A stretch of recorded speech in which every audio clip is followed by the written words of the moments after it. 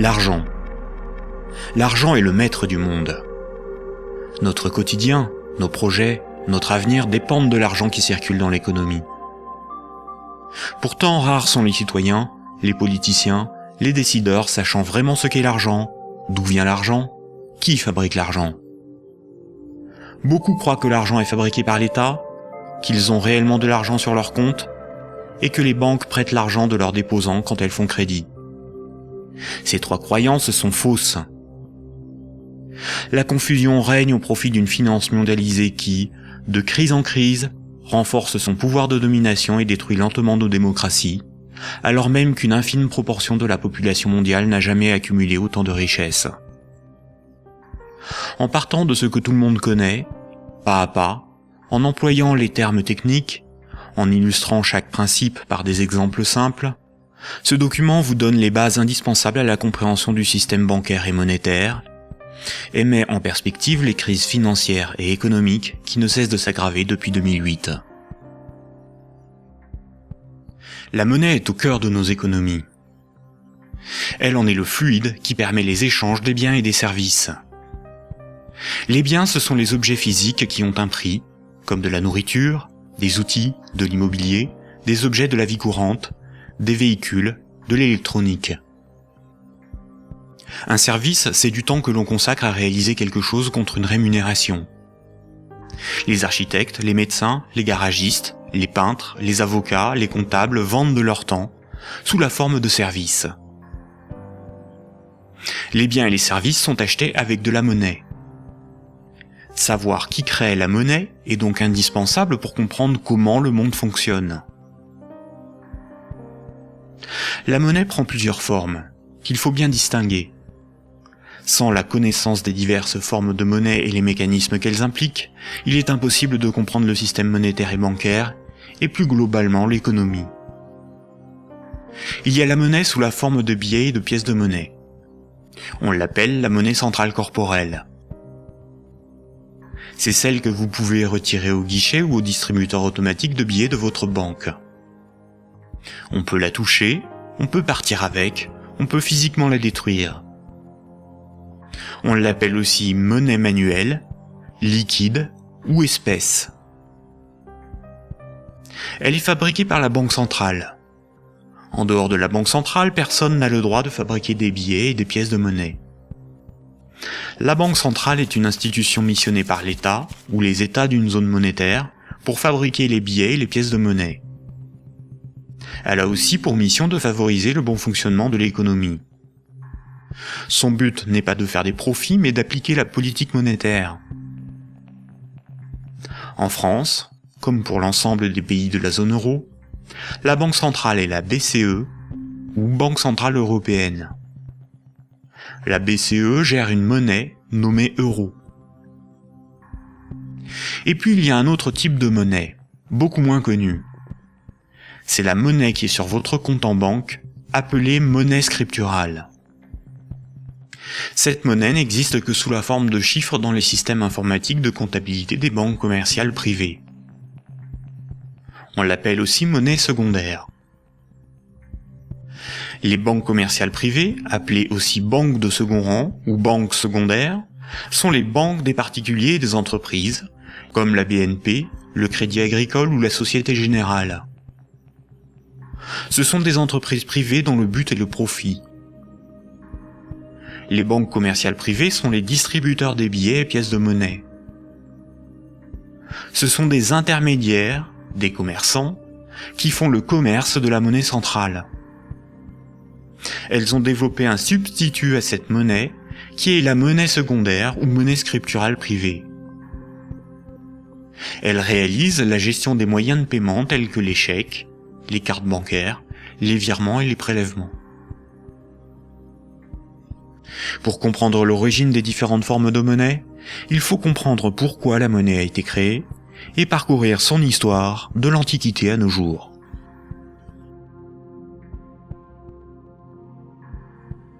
L'histoire de la monnaie s'étale sur des milliers d'années. La plupart des gens pensent que la monnaie remplace le troc. Le troc est le fait d'échanger un bien contre un autre. Par exemple, lorsque Paul et Jacques se rencontrent, Paul voudrait échanger 5 salades contre 10 kilos de pommes de terre. Sauf que si Jacques n'accepte pas de salade en échange de ses pommes de terre, il accepterait quelque chose d'autre, une denrée dont tout le monde a besoin. La monnaie serait apparue spontanément par la sélection de marchandises parmi les plus pratiques et les plus recherchées pour ces échanges immédiats.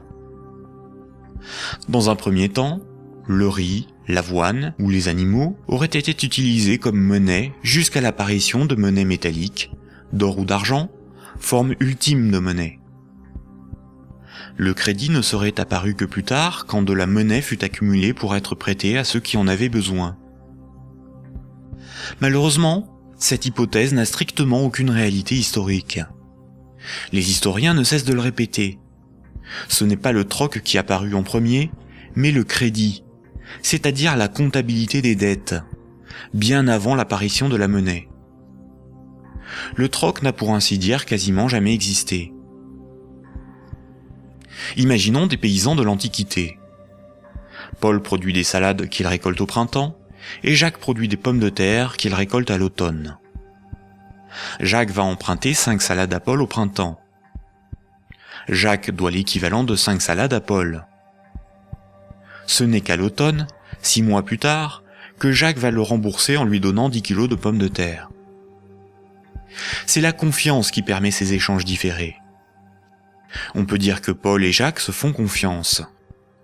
Ils partagent un même principe moral qui est qu'une dette doit être honorée. Cela leur permet de se faire crédit. Quand Jacques demande des salades à Paul, il se sent redevable envers Paul. Jacques ne sera libre que quand il aura remboursé Paul des jours, des mois, des années plus tard, car il a une dette envers lui. Les hommes pouvaient se prêter des outils, des animaux, s'échanger des biens, mais aussi des services. Au-delà d'un certain volume d'échanges, la parole donnée ne suffit plus à garantir la confiance, il faut consigner par écrit. On invente l'écriture. Alors il faut apprendre à lire, écrire et compter. On invente l'école. Il faut aussi avoir confiance dans la quantité, mesurer ce que l'on échange. On invente les étalons et la métrologie. Enfin, il faut aussi avoir un arbitre en cas de litige. On invente les tribunaux.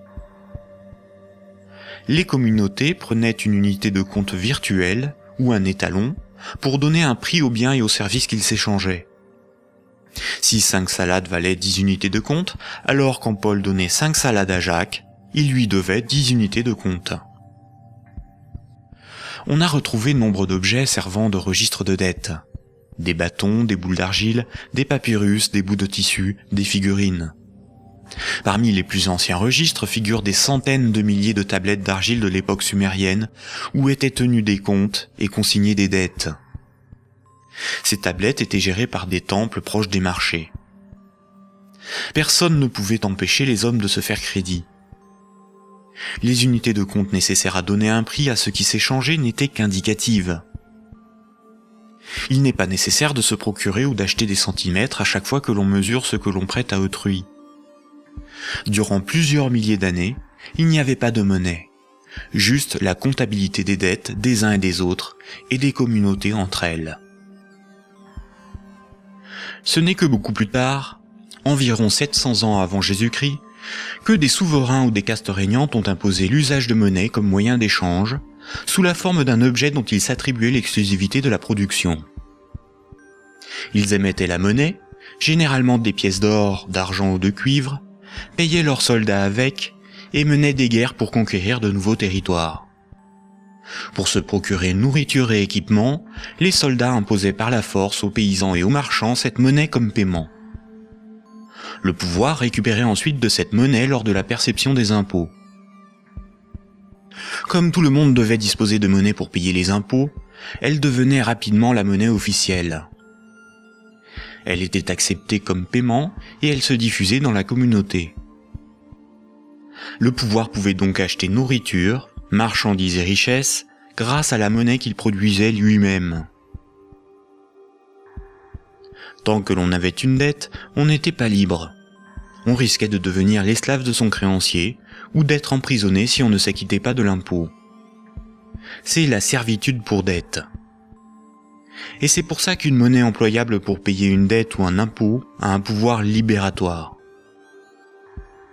La monnaie a donc été créée par des castes régnantes, des souverains, pour extorquer une partie de la production des populations, vivre et s'enrichir sans travailler. C'est par ce principe que des empires se sont bâtis. Historiquement, le troc n'était pratiqué que durant les périodes de chaos et de conflits, lorsque la monnaie venait à manquer. Au Moyen Âge, avec le développement du commerce, les métaux précieux comme l'or ou l'argent étaient devenus une monnaie internationale. Il était risqué de posséder et transporter ces métaux précieux. On risquait de se les faire dérober. À partir du XVIIe siècle, les marchands de Londres et de Stockholm commencèrent à confier la garde de leurs métaux précieux aux orfèvres, les négociants en métaux précieux. En échange, les orfèvres leur donnaient un reçu, un certificat de dépôt nominatif qui permettait à son détenteur de récupérer à tout moment son métal précieux. Lors des retraits, les orfèvres demandaient une petite somme pour le service de stockage rendu. Les boutiques des orfèvres devinrent des coffres fort bien gardés. Puis ces certificats sont devenus non nominatifs. Il était simplement inscrit dessus le poids de métal précieux qu'ils représentaient. Les marchands se mirent à se payer non pas en métal précieux, mais avec ces certificats. La monnaie papier était née. Les orfèvres constataient que les marchands laissaient leurs métaux précieux dans leurs coffres. Ils eurent donc l'idée de prêter ces métaux précieux à d'autres marchands pour développer leur commerce. Mais plutôt que de prêter les métaux précieux entreposés dans leurs coffres, les orfèvres émettaient des certificats papier. Quand les marchands remboursaient leurs dettes, ils rendaient les certificats et versaient un intérêt. Les orfèvres se mirent à imprimer bien plus de certificats que de métaux précieux disponibles dans leurs coffres. Cette pratique leur permit de s'enrichir en multipliant les intérêts perçus. Quand les certificats étaient rendus aux orfèvres, ils étaient détruits. Comme le papier monnaie échangeable contre des métaux précieux était accepté par les marchands comme paiement, les orfèvres pouvaient en imprimer pour leurs propres dépenses et achats. Tant que les emprunteurs et déposants ne venaient pas tous au même moment demander l'échange de leurs certificats contre l'équivalent en métal précieux, leur petit tour de magie pour s'enrichir restait secret. Aujourd'hui, les métaux précieux sont remplacés par la monnaie centrale. Avec l'avènement de la République et de la démocratie, c'est l'appareil législatif qui rédige la loi au nom du peuple, et l'État, la nation, fait fabriquer sa propre monnaie par la Banque centrale. La loi dit que tout citoyen est obligé d'accepter non pas des métaux précieux, mais de la monnaie de l'État comme règlement d'une dette. C'est ce qui donne son cours légal à la monnaie de l'État.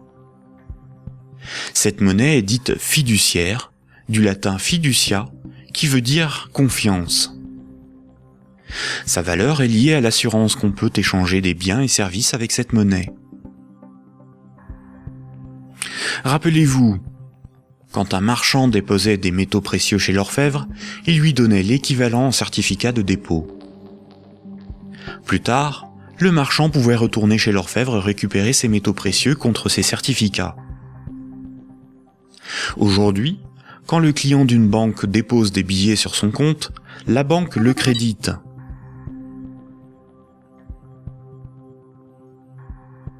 Il lui est possible de les retirer de son compte plus tard.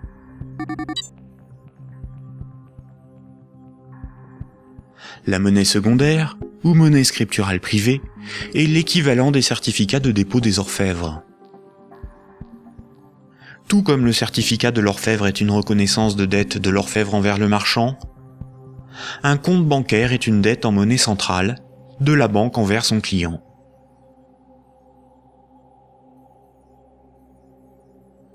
Du temps des orfèvres, quand les marchands se payaient en métaux précieux, c'est comme lorsqu'aujourd'hui, on paie les commerçants avec de la monnaie centrale, des billets de banque.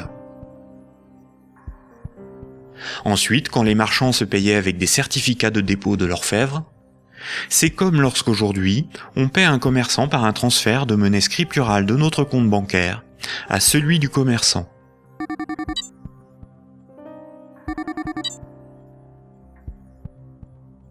Rappelez-vous aussi que quand l'orfèvre faisait crédit, qu'il prêtait des métaux précieux, il émettait bien plus de certificats de dépôt que de métaux précieux disponibles dans ses coffres. Quand les marchands le remboursaient, il détruisait ces certificats. C'est la même chose aujourd'hui avec la monnaie scripturale privée. Quand une banque accorde un crédit, elle crée de la monnaie scripturale sur un compte à partir de rien. Et elle en crée bien plus qu'elle ne dispose de monnaie centrale dans ses coffres. Et quand son client rembourse son crédit, elle détruit la monnaie scripturale. C'est ce qu'on appelle la création monétaire et la destruction monétaire. La monnaie scripturale étant acceptée comme paiement, les banques peuvent aussi créer de la monnaie à partir de rien pour couvrir leurs dépenses et leurs achats. Les banques ont la possibilité de se faire crédit à elles-mêmes. On dit que les banques monétisent leurs dépenses. La monnaie centrale donne l'illusion au peuple que c'est l'État qui émet la monnaie, alors qu'en réalité, ce sont les banques commerciales privées qui ont ce privilège. Sans création monétaire par le crédit par les banques commerciales, il n'y aurait quasiment pas de monnaie en circulation. Les banques et les États sont comme les deux faces d'une même pièce. En effet, il faut d'abord que de la monnaie ait été créée par le crédit bancaire pour que l'État puisse en prélever par les impôts et les taxes. Et les banques ont besoin des États pour établir une législation protégeant ce privilège et faire appliquer cette législation par la justice et les forces de l'ordre. Nous allons détailler maintenant ces mécanismes bancaires et leurs nombreuses conséquences. Tout le monde a un compte en banque. C'est plus sûr et c'est plus simple que d'avoir chez soi une caisse remplie de billets de banque. Beaucoup de gens s'imaginent qu'un compte en banque est une boîte dans laquelle sont rangés des billets de banque. En réalité, la banque a une réserve unique de billets de banque et les comptes en banque n'ont aucune réalité physique. Ce sont juste des chiffres dans la comptabilité de la banque commerciale, ce sont des unités de compte. Lorsque vous allez au distributeur de billets, votre banque prend dans son stock de billets le montant que vous voulez retirer sur votre compte et vous les donne. Elle retranche ce montant à votre compte. Ainsi, vous avez le sentiment de prendre des billets sur votre compte en banque, alors qu'en réalité, la banque convertit des chiffres en monnaie centrale corporelle, c'est-à-dire en billets de banque, la monnaie de l'État. À l'inverse, quand vous déposez des billets sur votre compte, la banque les prend et les met dans son stock de billets et augmente le chiffre de votre compte. Votre compte ne représente pas un petit tas de billets de banque, mais seulement un chiffre dans un ordinateur. Vous ne retirez que très rarement l'ensemble de ce qui est sur votre compte. Vous retirez juste ce qu'il vous faut pour faire vos petits achats dans les commerces. Tout le reste, vous le laissez sur votre compte. Et le commerçant qui reçoit vos billets comme paiement les dépose lui aussi sur son compte. De ce fait, tout le monde a plus d'unités de compte sous la forme d'un chiffre dans la comptabilité d'une banque privée que de billets de banque dans ses poches ou chez lui. La somme des unités de compte qui correspond au crédit de votre compte s'appelle un dépôt. Un compte en banque sur lequel il y a 1000 unités de compte, on appelle cela un dépôt de 1000 €. On a l'illusion qu'une banque a toujours dans son stock de billets de banque l'équivalent des dépôts qu'elle gère. En réalité, elle n'en a qu'une petite partie, et ceci lui est permis par le fait que ses clients ne viennent pas tous au même moment retirer en liquide ce qu'ils ont sur leur compte.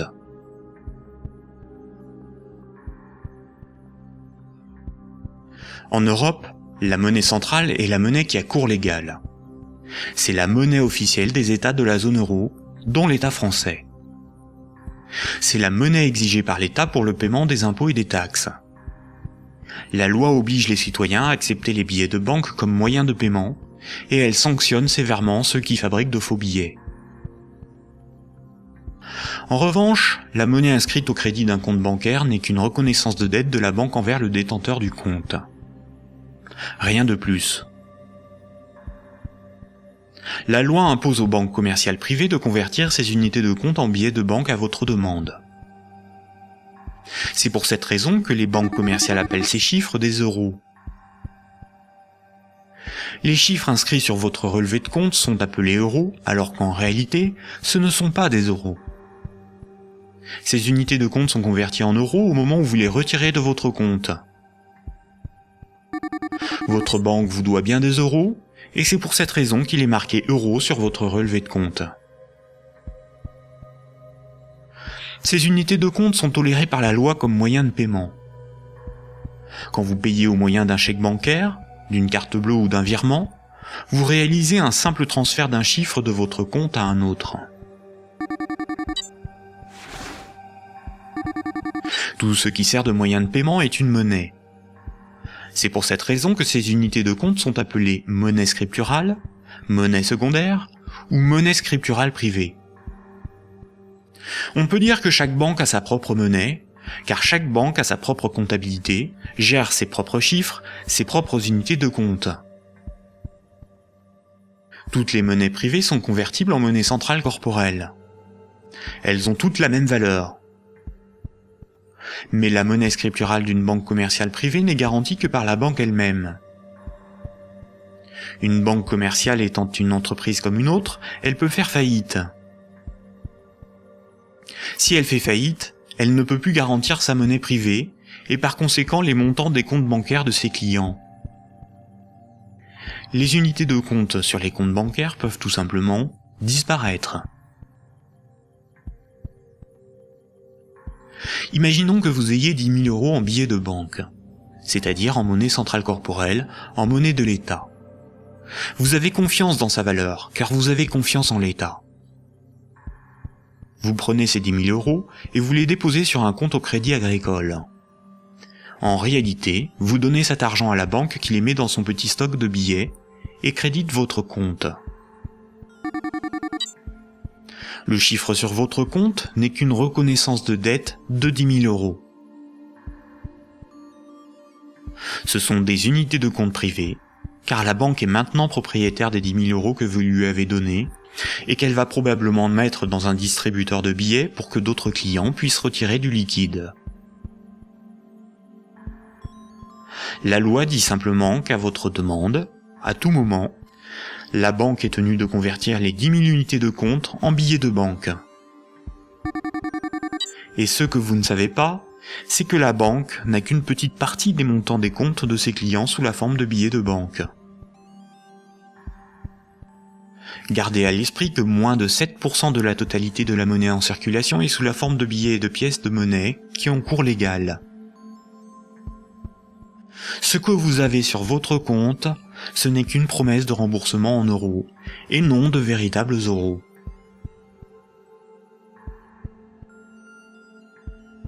De nos jours, tout le monde paie des sommes de petite et grande taille sans jamais employer de billets de banque. La carte bancaire, la carte de crédit, les chèques bancaires, les prélèvements automatiques et les virements forment l'essentiel des procédés de paiement. Quand un client d'une banque veut transférer de l'argent à un autre client de la même banque pour le payer, que ce soit des entreprises ou des particuliers, la banque ne réalise qu'une manipulation de chiffres. Elle retranche au compte du client la somme inversée et l'ajoute au compte du destinataire. Aucun billet de banque n'est intervenu dans la transaction, et pourtant, les deux clients, en interrogeant leur banque, constatent bien qu'un transfert a été effectué. En revanche, quand un transfert doit être effectué entre les comptes bancaires de deux banques commerciales distinctes et concurrentes, la monnaie centrale intervient. Toutes les banques commerciales privées ont un compte à la banque centrale. Aucun particulier ni aucune entreprise ne peut avoir un compte à la banque centrale. Seules les banques commerciales et le trésor public, c'est-à-dire l'État, ont un compte à la banque centrale. La banque centrale réalise la comptabilité là aussi avec des chiffres dans des ordinateurs, et non pas des tas de billets de banque. Et cela pour des raisons purement pratiques. On appelle cette monnaie la monnaie centrale scripturale. Ces comptes sont en monnaie banque centrale ou monnaie centrale. Quand une banque commerciale a trop de billets, elle peut les déposer sur son compte à la banque centrale. Quand elle en a besoin pour alimenter ses distributeurs automatiques, elle demande à la banque centrale de lui convertir des euros scripturales en billets de banque. Généralement, on ne fait pas la distinction entre monnaie centrale scripturale et monnaie centrale corporelle, c'est-à-dire les billets de banque. On appelle la somme de la monnaie centrale, scripturale et corporelle, la base monétaire. Entre elles, les banques commerciales se paient en monnaie centrale. Les banques n'acceptent pour paiement des autres banques que de la monnaie centrale.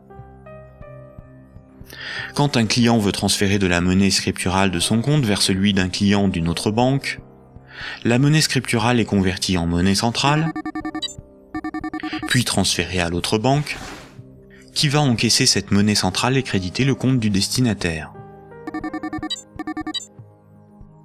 Ainsi, les banques se paient entre elles en monnaie centrale, car la monnaie scripturale privée d'une banque n'a pas de valeur pour les autres banques. La comptabilité du Crédit Agricole n'a rien à voir avec la comptabilité de la Société Générale. Ce sont deux entreprises distinctes et concurrentes. Ce qui existe entre les banques et pour les banques, c'est uniquement la monnaie banque centrale. C'est celle qui a cours légal, c'est la monnaie de l'État. Quand un client d'une banque a 1000 euros sur son compte, la banque n'est pas riche de 1000 euros. Elle doit simplement 1000 euros en monnaie centrale à ce client. C'est un chiffre dans sa comptabilité. Ce qui fait la richesse de la banque, c'est ce qu'elle possède, comme des immeubles, des bureaux, des actions, des titres financiers, et la monnaie centrale qu'elle a sous la forme de billets de banque ou de monnaie centrale sur son compte à la banque centrale. En revanche, à tout moment, la banque peut devoir s'appauvrir de 1000 euros si ce client les transfère sur un compte d'une autre banque, car cette autre banque veut être payée en monnaie centrale.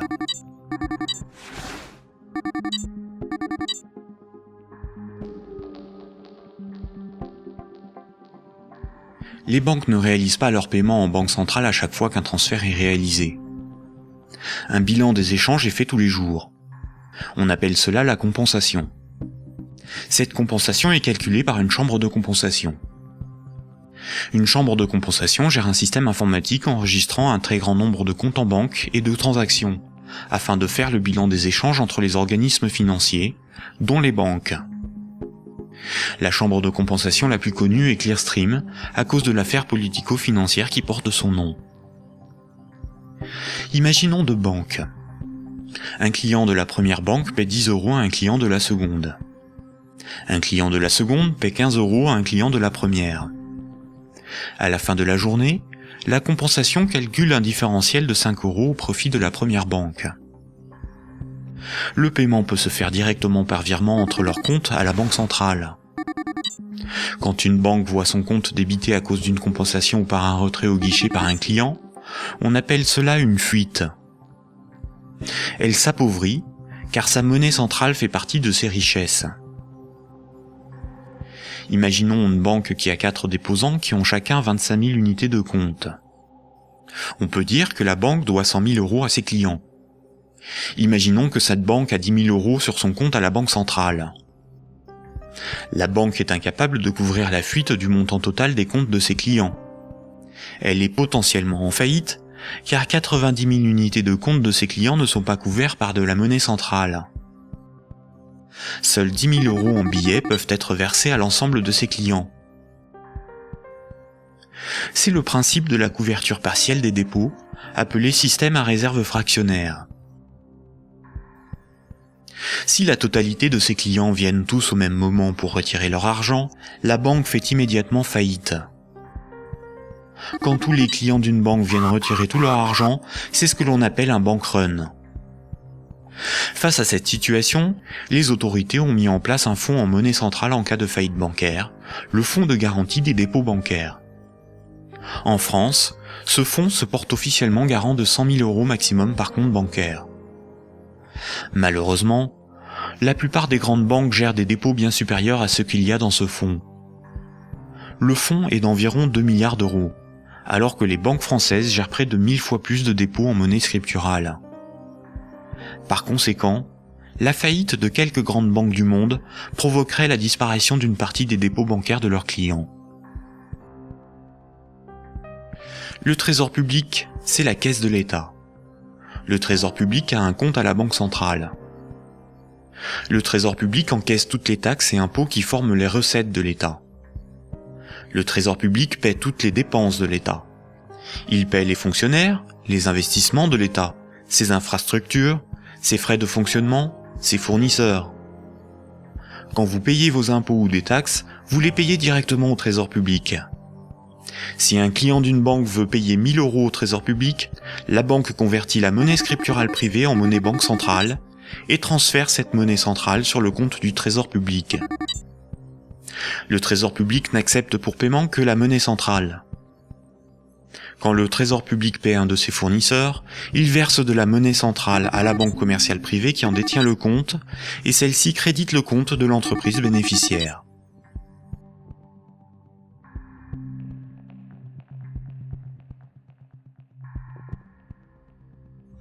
Récapitulons. Le système monétaire est basé sur 2 espaces monétaires distincts et isolés. L'espace de la monnaie centrale et l'espace de la monnaie scripturale privée. La monnaie centrale, c'est la monnaie de l'État. La monnaie centrale sert aux banques et au Trésor public pour se payer. La monnaie scripturale privée, ou monnaie secondaire, c'est la monnaie gérée par les banques commerciales privées. Les particuliers et les entreprises utilisent principalement cette monnaie. Quand un citoyen reçoit son salaire, c'est par transfert de monnaie scripturale privée. Sur son relevé de compte, il voit marqué euros, alors que ces euros n'existent pas. Le chiffre au crédit de son compte est une promesse de remboursement en euros. Or, si une banque fait faillite, elle ne peut plus honorer sa promesse vis-à-vis de ses clients. En France, les 2 premières banques gèrent plus de la moitié des dépôts bancaires. Aucun gouvernement ne permettra à une grande banque de faire faillite, car des millions de citoyens et d'entreprises perdraient une partie de leur argent. Ce serait une catastrophe sociale que l'ensemble de la société devrait compenser par l'appauvrissement général de la population. Toute entreprise peut faire faillite si elle est mal gérée, même les plus importantes. Mais cette règle ne s'applique pas aux grandes banques. Les gouvernements les sauvent en taxant l'ensemble des citoyens si nécessaire. Voici ce qu'en pense Frédéric Lordon, économiste, directeur de recherche au CNRS et chercheur au Centre de sociologie européenne. Frédéric Lordon, vous êtes plus radical ? J'en ai peur. C'est-à-dire, il me semble que derrière toutes les argumentations techniques du monde, il y a une question préjudicielle qui est une question de principe. Alors je voudrais repartir des sauvetages de 2008-2009, parce qu'il me semble que celui qui se profile va avoir à peu près les mêmes propriétés.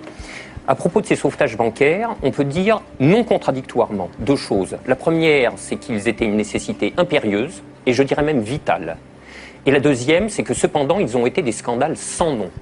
Des scandales sans nom.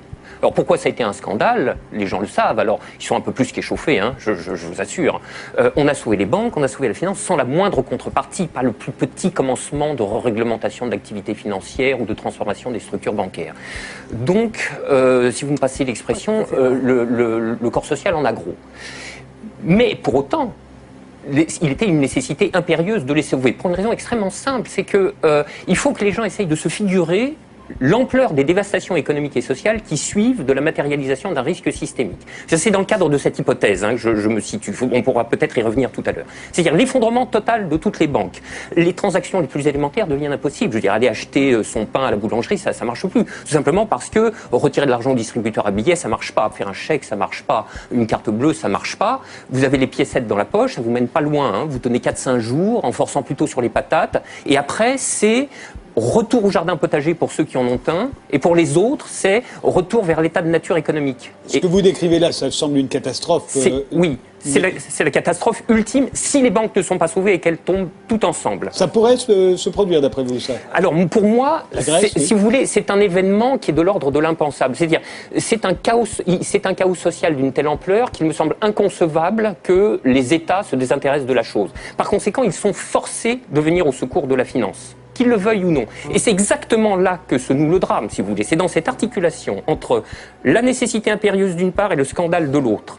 Le corps social est forcé, par pouvoir public interposé, de venir au secours des banques, car si les banques calanchent, c'est le corps social qui calanche dans la semaine qui suit. Et forcément, les intérêts matériels de la population sont si intimement liés à la structure bancaire qu'il est impossible de la laisser crever. Et vous voyez donc là où est le problème, c'est que de par leur position très particulière dans la structure sociale du capitalisme, les banques sont les dépositaires de fait de deux biens publics vitaux pour une société marchande. Vitaux. Le premier, c'est les encaisses monétaires de la population, les dépôts, les épargnes. Je veux dire, si toutes les banques tombent, ceci s'évapore dans l'instant. Et c'est pas la peine de se gargariser avec le fonds de garantie des dépôts. Hein. Ça va si une banque ou deux tombe. Si la totalité s'écroule, le fonds saute comme un bouchon de champagne. Et le deuxième bien public vital, c'est l'intégrité du système des paiements. Et c'est parce que les banques ont capté ces biens publics qu'elles peuvent contraindre l'État, les corps sociaux à leur venir en aide. C'est quoi l'intégrité du système des paiements, c'est le fait que les banques sont les teneurs de compte, qu'elles les mouvementent, qu'elles les débitent, qu'elles les créditent, donc elles sont les opératrices. Absolument. C'est pas qu'elles les garantissent, c'est qu'elles opèrent très concrètement et très basiquement les transactions élémentaires. La gestion des moyens de paiement. Et exactement. Bon, alors, si vous voulez, là, il y a une situation de fait que les économistes appellent dans leur langage pluriel et amoral, mais dont le vrai nom est prise d'otage. Et celle-là, elle est colossale. Si vous voulez, chaque fois qu'il y a un mouvement social dans les transports ou le ramassage des ordures, on vous bassine avec la prise d'otage des syndicats. Mais ça, c'est une prise d'otage, mais cosmique. C'est énorme. Personne n'en parle jamais. Donc, la question de principe est la suivante. Derrière la question du sauvetage des banques et derrière la question des banques tout court, le corps social doit se poser la question de savoir s'il continue de tolérer que ces biens publics vitaux soient ainsi remis à des intérêts privés, et spécialement à des intérêts privés aussi mal éclairés que ceux de la finance, quand elle est mouillée jusqu'aux sourcils dans les marchés de capitaux. Bon, je trouve que poser la question, c'est y répondre. Et si on ne répond pas non, cette obligation de venir à la rescousse des banques se reposera éternellement. D'où ma conclusion. Il faut envisager la déprivatisation intégrale du secteur bancaire. La nationalisation. Alors, la nationalisation...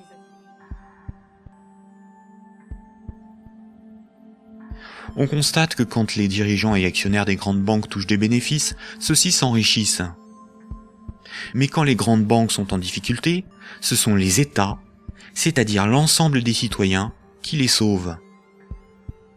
Cela résume l'adage désormais bien connu: les banques privatisent leurs gains et socialisent leurs pertes.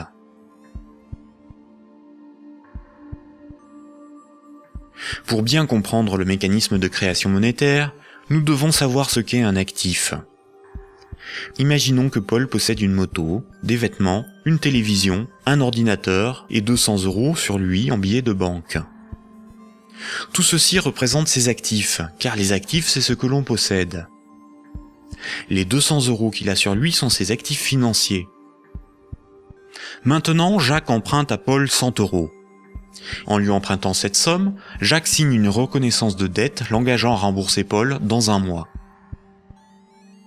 Les actifs financiers de Paul restent de 200 €, car il possède encore 100 € en billets, ainsi que la reconnaissance de dette de Jacques d'une valeur de 100 €. Cette reconnaissance de dette va à ses actifs, car il s'agit de quelque chose qu'il possède. Paul a ce qu'on appelle une créance sur Jacques. Jacques est débiteur de Paul. En cas de litige, si Jacques ne rembourse pas Paul, la justice pourra intervenir pour forcer Jacques à respecter ce contrat. Elle pourra alors le forcer à vendre un de ses actifs matériels pour rembourser Paul, comme sa télévision s'il en a une. Généralement, la comptabilité d'une entreprise ou d'une banque est synthétisée sous la forme d'un bilan. Un bilan comptable est une synthèse permettant de représenter ce que l'entreprise possède, ses actifs, et ce qui lui appartient pas ou ce qu'elle doit, son passif. La différence entre son actif et son passif représente son résultat. On peut aussi l'appliquer à un particulier. Voici à quoi ressemblerait le bilan de Paul. Dans les actifs de Paul figurent ses actifs financiers, constitués de ses billets de banque et de la dette de Jacques, ainsi que ses actifs matériels, constitués de sa télévision, son ordinateur, sa moto, dont la valeur de revente à date est estimée de 1000 €. Pour notre démonstration, nous ne garderons que les actifs financiers. Son bilan financier est positif de 200 €. Le bilan de Jacques, qui n'avait aucun actif, est celui-ci. Jacques possède 100 € en billets, mais doit aussi 100 € à Paul. Le passif, c'est ce qu'on doit. Son bilan est donc nul, car son passif annule son actif. Donc un actif est quelque chose qui a une valeur financière que l'on peut inscrire dans un bilan. S'il est à l'actif du bilan, c'est quelque chose que l'on possède. S'il est au passif du bilan, c'est quelque chose qui ne nous appartient pas et que l'on doit à quelqu'un d'autre. Imaginons maintenant que Nicolas, qui a 300 € en billets de banque, propose à Paul de lui racheter sa créance sur Jacques. Il va donc pour cela lui donner 100 € et modifier le bénéficiaire du contrat de sorte que Jacques doive maintenant la somme non plus à Paul, mais à Nicolas. Voici à quoi ressemblerait le bilan de Paul. On constate que Paul a retrouvé ses 200 € en billets de banque. Son bilan financier est positif de 200 €. Le bilan de Jacques, qui n'avait aucun actif, n'a pas changé. Son bilan est toujours nul. Le bilan de Nicolas, qui avait 300 € d'actifs, est maintenant celui-ci. Il reste à Nicolas 200 € en billets de banque et la reconnaissance de dette de Jacques, qui a une valeur, à terme, de 100 €. Le bilan de Nicolas est positif de 300 €. Lorsque Jacques devait 100 € à Paul, Paul prenait le risque que Jacques ne le rembourse pas. Quand Paul a vendu la reconnaissance de dette à Nicolas, c'est Nicolas qui prend le risque de n'être pas remboursé par Jacques. C'est un transfert de risque sur une créance. Si Jacques ne rembourse pas sa dette, le bilan de Nicolas peut perdre jusqu'à 100 €. On dit alors que Jacques fait défaut sur tout ou partie de sa dette. Nicolas perdrait 100 € sur son bilan, correspondant à la créance que Jacques n'a pas honorée. Nous voyons donc qu'une créance peut être un actif et peut être revendue au même titre qu'une moto ou des vêtements. Les actifs matériels ont une valeur estimative. Certains actifs matériels perdent de leur valeur avec le temps. C'est le cas d'un ordinateur ou d'une moto. Ils ne peuvent pas facilement être employés pour régler des dettes. En revanche, les actifs financiers ont une valeur connue. La créance sur Jacques ou les billets de banque ont des valeurs fixes. Le bilan d'une banque se présente comme le bilan de n'importe quelle entreprise. La banque a des actifs qui sont ses richesses, ce qu'elle possède, et un passif qui représente ce qui ne lui appartient pas, ses dettes. Nous avons vu que le crédit d'un compte bancaire d'un client est une dette de la banque envers celui-ci. Les dépôts correspondant au compte bancaire de ses clients sont donc enregistrés au passif de son bilan. Si on lit ce bilan, on comprend que la banque doit au total 600 € à ses clients. Imaginons qu'un de ses clients, Paul, a un dépôt de 100 unités de compte. Voici le bilan de la banque. Elle doit 100 € à Paul, ce qui correspond au dépôt que Paul a réalisé sur son compte. Ce compte en banque est dit à vue, c'est-à-dire que Paul peut tout de suite utiliser ses unités de compte pour un paiement. Paul souhaite emprunter 1000 € à sa banque. La banque établit le contrat de prêt qu'elle lui fait signer. Ce contrat l'engage à rembourser la banque selon un échéancier précis. Paul devra rembourser les 1000 € empruntés, appelés capital du crédit, plus 50 € d'intérêt. Pour créditer le compte de Paul, la banque ne prend pas les dépôts d'autres clients pour lui donner. Elle augmente simplement le chiffre inscrit sur son compte bancaire. Elle crée des unités de compte à partir de rien. La banque ne doit plus 100 € à Paul, mais 1100 €. Le contrat de prêt de Paul apparaît sur son bilan comme quelque chose qu'elle possède. Cette créance sur Paul est à son actif. Les comptes des autres clients n'ont rien à voir avec cette opération. On dit que la banque a monétisé la créance sur Paul. Elle a transformé cette créance en moyen de paiement sous la forme de monnaie scripturale privée ajoutée au compte de Paul. On appelle cette opération d'augmentation des dépôts par simple jeu d'écriture la création monétaire. On parle de création monétaire ex nihilo, ce qui veut dire à partir de rien. Enfin, quand Paul va rembourser le crédit, la banque va annuler des unités de compte chaque mois, selon l'échéancier du crédit, directement sur le compte de Paul. Cette annulation est appelée destruction monétaire. Elle diminue la somme qu'elle lui doit. Simultanément, dans son bilan, la somme restant à rembourser diminue aussi. La banque prend le risque que Paul n'arrive pas à rembourser le crédit, qu'il soit insolvable. C'est le risque de faire crédit ou risque de contrepartie. On pourra qualifier alors la créance de Paul, le contrat de prêt, d'actifs pourris ou d'actifs toxiques. Cette opération de création de moyens de paiement artificiels, tout comme sa destruction progressive lors du remboursement, est difficilement compréhensible pour la plupart des gens, y compris pour ceux qui travaillent dans les banques, même à haut niveau. Il est pourtant évident que quand une banque accorde un prêt, aucun de ses clients ne voit son compte diminuer ne serait-ce que d'1 €. Ce mécanisme est très mal compris et les médias perpétuent, par ignorance, le mensonge selon lequel les banques doivent collecter des dépôts pour pouvoir prêter de l'argent. Pourtant, ce mécanisme est parfaitement décrit dans les manuels d'économie. Vous pouvez par exemple télécharger un petit fascicule intitulé « La monnaie et nous », édité par la Banque de France en 2009, expliquant la création monétaire par les banques commerciales privées.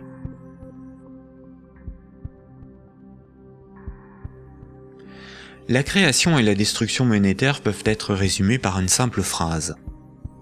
Ce sont les crédits qui font les dépôts, et non les dépôts qui font les crédits.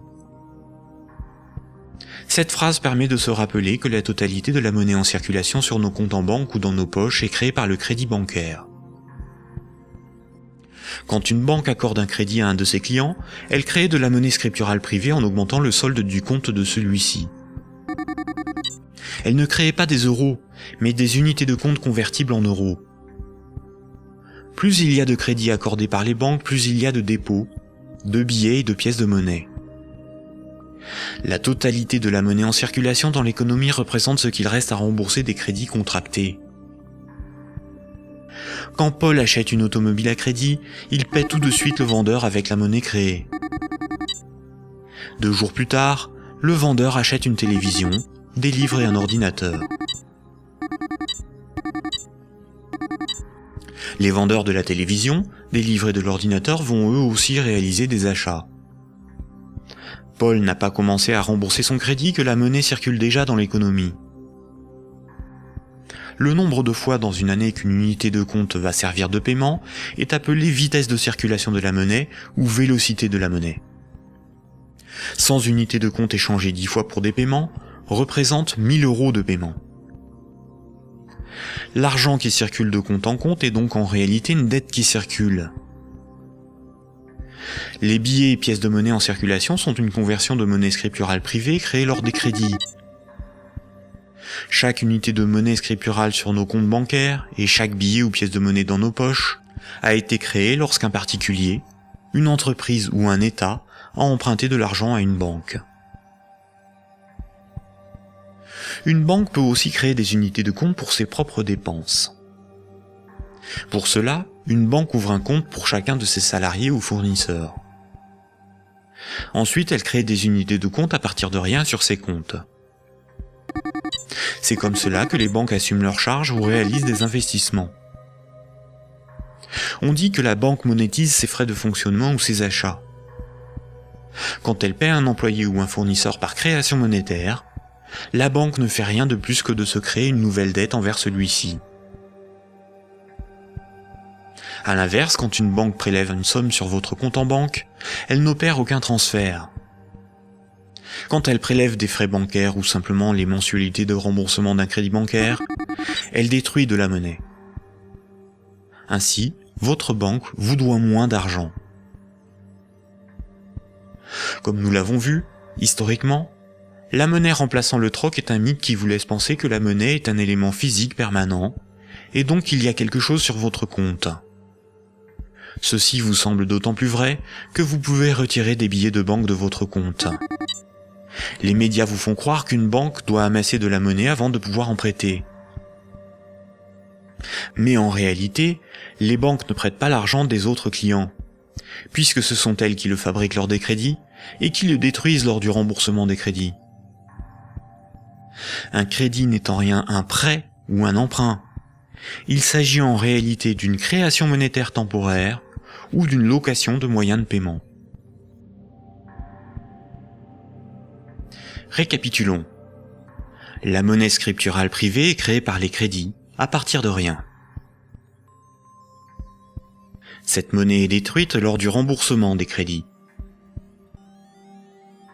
Ceci sous-entend une création-destruction simultanée et concurrente qui détermine une masse de monnaie scripturale privée en circulation, que l'on appelle masse monétaire. C'est similaire à la population d'un pays qui varie en fonction des décès et des naissances.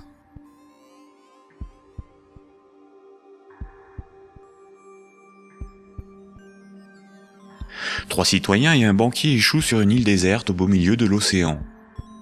Ils s'organisent et décident de créer leur propre monnaie, qu'ils appellent euro. Le banquier fonde l'unique banque commerciale privée de l'île. Comme cette banque est nouvelle, les trois citoyens n'ont rien sur leur compte. Ils ne peuvent pas s'échanger et se vendre ce qu'ils produisent. Ils ont bien des marchandises à se vendre, mais aucune monnaie pour les payer. Pour disposer de moyens de paiement, chaque citoyen va faire un crédit de 10 €, remboursable en 11 mois. Chaque citoyen devra rembourser 10 € de capital, plus 1 € d'intérêt. Lorsque le banquier leur accorde le crédit, il crée 10 € à partir de rien sur chaque compte. Le premier mois, la masse monétaire est de 30 €. Les citoyens disposent de monnaie pour s'échanger ce qu'ils produisent. À la fin du premier mois, les citoyens commencent à rembourser leur crédit. Le banquier prélève 1 € d'intérêt, qu'il utilise pour acheter des marchandises aux citoyens. La masse monétaire reste de 30 €. À l'issue du deuxième mois, le banquier efface 1 € du compte de chaque citoyen. Il reste 27 € en circulation. À l'issue du troisième mois, le banquier efface à nouveau 1 € du compte de chaque citoyen. Il reste 24 € en circulation. De mois en mois, la situation devient un peu plus compliquée, car la masse monétaire ne cesse de baisser. Les citoyens se retrouvent en concurrence pour capter l'argent. À l'issue du 11e mois, après une farouche concurrence entre les trois citoyens pour capter la monnaie restante, leurs comptes sont vides, car tout le monde a remboursé exactement ce qu'il avait emprunté à la banque. Plus rien ne peut être ni acheté ni vendu. C'est la crise économique. Le banquier réunit les citoyens et leur dit « Pour résoudre cette situation, c'est très simple. Vous n'avez qu'à m'emprunter à nouveau de l'argent. » Les citoyens acceptent. Ils font tous à nouveau un crédit de 10 €. À la fin du premier mois, le banquier prélève 1 € d'intérêt, qu'il garde pour lui car il a tout ce qu'il lui faut. Au fil des mois, le banquier supprime les euros correspondant au remboursement des crédits. Comme les intérêts n'ont pas été dépensés par le banquier, c'est au bout du 10e mois seulement que les comptes des trois citoyens sont vides. Il n'y a plus de monnaie en circulation, et pourtant il manque 3 € pour rembourser la totalité de leur crédit. Le banquier réunit les citoyens et leur dit « Il y a une manière très simple de repousser le moment où vous serez à zéro sur vos comptes. Vous n'avez qu'à m'emprunter régulièrement de l'argent, bien avant que la masse monétaire ne baisse trop et que l'économie ne s'arrête. Et pour compenser les intérêts que je ne dépense pas, il vous suffit de m'emprunter à chaque fois quelques euros de plus. » Les citoyens acceptent. Désormais, ils sont en permanence endettés, sinon la monnaie disparaît et l'économie s'arrête. Ils appellent cela la croissance. Mais comme ils sont endettés, ils se mettent à produire toujours plus pour rembourser le banquier, bien au-delà de leurs besoins réels. Ils ne produisent pas pour avoir de quoi se vêtir, se nourrir ou se loger. Ils produisent pour avoir l'argent nécessaire pour rembourser leur crédit. L'argent est devenu le moteur de leur vie, et non ce dont ils ont besoin pour vivre. Ce système permet au banquier de ne rien produire. Il passe son temps à gérer ses comptes, à créer de la monnaie puis à la détruire. Avec la monnaie qu'il fabrique, il achète ce dont il a besoin aux citoyens. Rapidement, les ressources naturelles de l'île viennent à manquer. Il n'y a plus de bois, plus de gibier, plus d'eau, plus de terre pour produire toujours plus. La croissance a épuisé les ressources naturelles et détruit l'environnement. Cette petite histoire met en valeur de réalités tout à fait surprenantes. D'une part, les sommes dues aux banques sont globalement supérieures aux sommes disponibles pour les rembourser.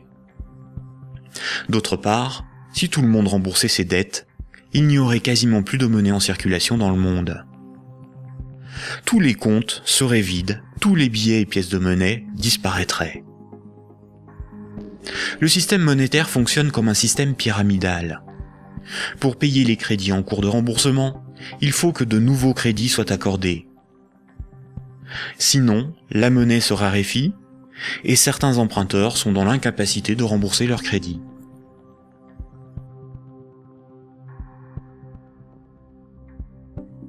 Pour les citoyens et les entreprises, la monnaie s'achète comme toute autre marchandise.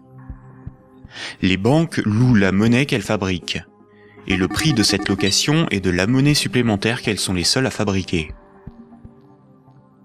Observons l'évolution de la masse monétaire dans la zone euro. Ce qui apparaît tout de suite, c'est son évolution exponentielle.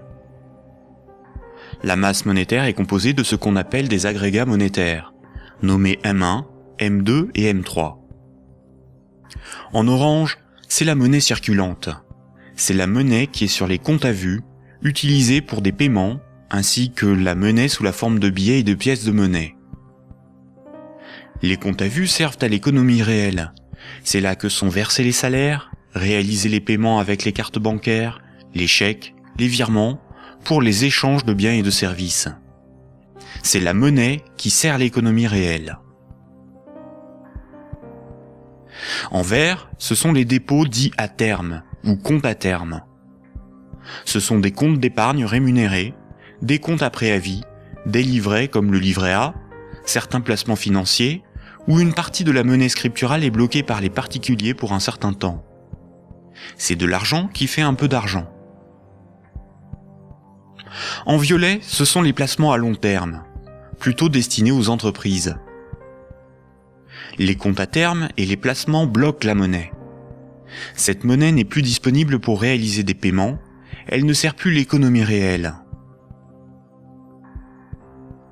La masse de la monnaie qui circule, en orange, diminue quand les crédits sont remboursés par destruction monétaire. Elle diminue aussi quand de la monnaie est épargnée et passe d'un compte à vue à un compte à terme rémunéré, ou qu'elle est bloquée dans des placements à long terme. Par ailleurs, les banques ou des organismes spécialisés comme Sofinco ou Cetelem proposent de prêter de la monnaie scripturale privée existante contre intérêt. Ce sont de véritables prêts de dépôt bancaire, sans création monétaire. Ils représentent environ 40% des prêts de monnaie. L'industrie financière permet ainsi à de riches épargnants de ne plus travailler du tout. Ces épargnants peuvent ponctionner sur la masse monétaire circulante de la monnaie que les moins riches et les entreprises produisent par le crédit. Leur capital augmente progressivement en capturant de la monnaie créée par le crédit. La baisse de la masse monétaire circulante oblige les particuliers et les entreprises à emprunter perpétuellement pour la compenser. Quand un client d'une banque obtient un crédit, la nouvelle monnaie se retrouve sur un compte à vue. Elle est dépensée pour des achats et va voyager de compte en compte au fil des paiements, jusqu'au moment où elle servira au remboursement d'un crédit et sera détruite. Si la destruction monétaire est plus importante que la création monétaire, il s'ensuit une contraction de la masse monétaire. L'économie est en danger. La consommation baisse, cela provoque des faillites, certains doivent vendre de leurs richesses pour se procurer de l'argent, et il devient plus difficile de rembourser les crédits. Et si les emprunteurs n'arrivent plus à rembourser leurs crédits, ce sont les banques qui se retrouvent en difficulté. Les économistes et les politiciens sont condamnés à appeler de leur vœu la relance de la consommation pour assurer une demande de crédit perpétuelle. Car sans crédit, la monnaie disparaît. Rappelez-vous, tous les jours, la compensation calcule ce que les banques commerciales privées se doivent. Les banques règlent leurs dettes en monnaie centrale. Quand une banque se procure de la monnaie centrale, on appelle cela le refinancement. Elles ont plusieurs possibilités. Elles peuvent demander à la banque centrale un crédit en monnaie centrale. Pour cela, elles déposent des titres financiers en garantie, par exemple des obligations d'État, et la banque centrale crédite leurs comptes. C'est à ce moment-là que la monnaie centrale est créée. Le taux d'intérêt qu'applique la banque centrale lors de ces crédits est appelé taux directeur. Cette monnaie centrale peut être convertie en billets de banque. Mais la plupart du temps, les banques commerciales privées se prêtent entre elles de la monnaie centrale ou se font crédit. Elles peuvent pour cela se faire confiance ou se donner là aussi des titres financiers comme garantie. C'est ce qu'on appelle le marché interbancaire. Comme toutes les banques se font crédit, se prêtent de la monnaie centrale ou des titres financiers, cela fait qu'elles sont toutes liées les unes aux autres. Si une grande banque fait faillite et qu'elle ne rembourse pas ce qu'elle avait emprunté aux autres banques, ce sont toutes les autres banques qui font faillite par effet domino. En 2008, les dérives du système financier ont provoqué une crise de liquidité dans le système bancaire.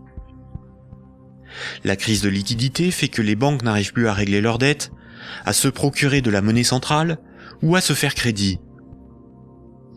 Les banques ont alors cessé d'accorder des crédits. L'évolution normale de la masse monétaire aurait dû être celle-ci. Malheureusement, la crise bancaire a stoppé la progression de la masse monétaire et s'est transformée en crise économique. Les États ont dû sauver les banques de la faillite. Mais le véritable coût de la crise financière est l'explosion de la dette des États pour éviter une aggravation de la crise, des milliers de faillites d'entreprises, des millions de nouveaux chômeurs. À l'avenir, une partie des dépôts bancaires pourrait être supprimée pour sauver les banques. Ainsi, les banques doivent moins d'argent à leurs clients, ce qui équilibre leur bilan. C'est ce qui s'est passé à Chypre en 2013. À partir de 2009, certaines banques centrales ont créé et donné des milliards en monnaie centrale aux banques commerciales pour faciliter le règlement de leurs dettes et ainsi leur éviter la faillite et relancer le crédit. C'est ce qu'on appelle des politiques d'assouplissement quantitatif ou quantitative easing. Cette monnaie centrale nouvelle pourrait être représentée sur ce graphique en tant que M0, appelée aussi base monétaire. Plutôt que d'accorder des crédits aux entreprises et aux particuliers avec une rentabilité incertaine, les banques commerciales privées ont utilisé cette monnaie centrale pour spéculer et acheter de la dette souveraine. Ainsi, d'une manière totalement artificielle, les bourses n'ont cessé de monter, la finance de s'enrichir et les États de s'endetter. Puisque pour rembourser les crédits passés, il faut que de nouveaux crédits soient accordés, on comprend mieux pourquoi les politiques d'austérité et de désendettement sont un suicide économique. Le crédit permet aux particuliers et aux entreprises d'acquérir des biens réels et à l'économie de se développer.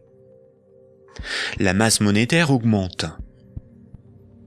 Une politique d'austérité provoque une contraction de la masse monétaire, condamnant à la faillite certains emprunteurs, qu'ils soient des particuliers, des entreprises ou des États. Les banques de ces emprunteurs peuvent saisir leurs maisons, leurs machines, leurs stocks. Les États doivent privatiser les services publics pour rembourser les marchés financiers. La baisse de la masse monétaire provoque la rareté de la monnaie, et cette rareté provoque in fine des transferts de richesses réelles des débiteurs vers la minorité des créanciers, notamment les banques.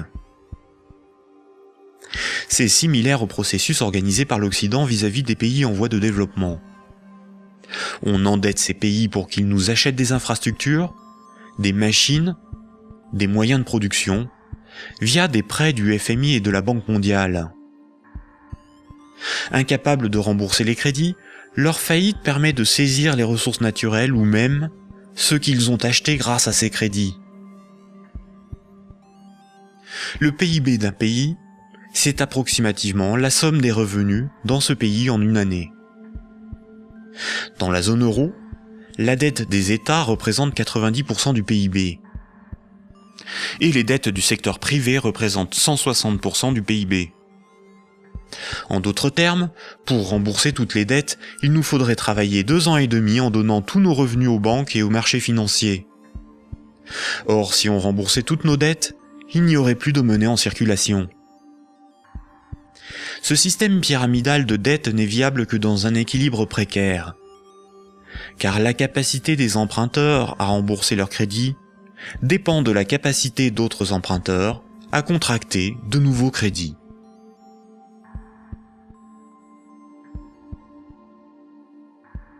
La fructification du capital, ou ce qu'on appelle l'usure, est le fait de toucher des intérêts sur de l'argent que l'on a et que l'on prête. Imaginons un pays où 10 citoyens ont tous 10 euros. Si l'un d'eux prête ces 10 euros avec 10% d'intérêt, il va lui être remboursé 11 euros. S'il le fait 10 fois, les autres citoyens de ce pays auront perdu chacun 1 euro. S'il le fait 90 fois, il possédera les 9/10 des richesses du pays, sans avoir travaillé. C'est son capital qui travaille, pas lui. C'est déjà une situation moralement difficile à justifier. Si l'usure permet aux riches de concentrer de la monnaie, les banques ont le privilège de la création de cette monnaie. Quand une banque veut acheter un immeuble, elle crée la monnaie nécessaire à l'acheter. Pour pouvoir créer de la monnaie, une banque doit simplement veiller à ce que ses actifs, ce qu'elle possède, lui permettent de payer les autres banques. Si les banques peuvent créer de la monnaie à partir de rien pour leurs achats, les entreprises, les particuliers et les États doivent d'abord en épargner, ou bien demander à une banque de lui en louer par un crédit. Voici ce que Maurice Allais, prix Nobel d'économie en 1988, disait de la création monétaire ex nihilo. Dans son essence, la création de monnaie ex nihilo actuelle par le système bancaire est identique, je n'hésite pas à le dire pour bien faire comprendre ce qui est réellement en cause, à la création de monnaie par les faux monnayeurs, si justement condamnée par la loi. Concrètement, elle aboutit au même résultat. La différence est que ceux qui en profitent sont différents et autorisés à le faire. Les banques sont des entreprises à but lucratif. Elles ont des actionnaires, leur but est l'enrichissement. Par le privilège de la création monétaire, la spéculation et l'usure organisée à l'échelle industrielle, on constate une gigantesque concentration des richesses dans les mains d'un tout petit nombre de personnes. Quand on parle de richesse, il ne faut pas penser à de l'argent, mais à de l'immobilier, des infrastructures, des propriétés, des entreprises, bref, ce qui a réellement de la valeur. Des chercheurs suisses ont extrait d'une base de données de l'OCDE un groupe de 147 entreprises financières qui ont le contrôle des 20 000 plus grandes entreprises du monde. Et un plus petit groupe forme le noyau dur de ces maîtres du monde. Sans surprise, les banques, et plus globalement le monde de la haute finance, notamment anglo-saxonne, contrôlent directement ou indirectement la plupart des grandes entreprises du monde. 1% de la population possède 46% du patrimoine mondial.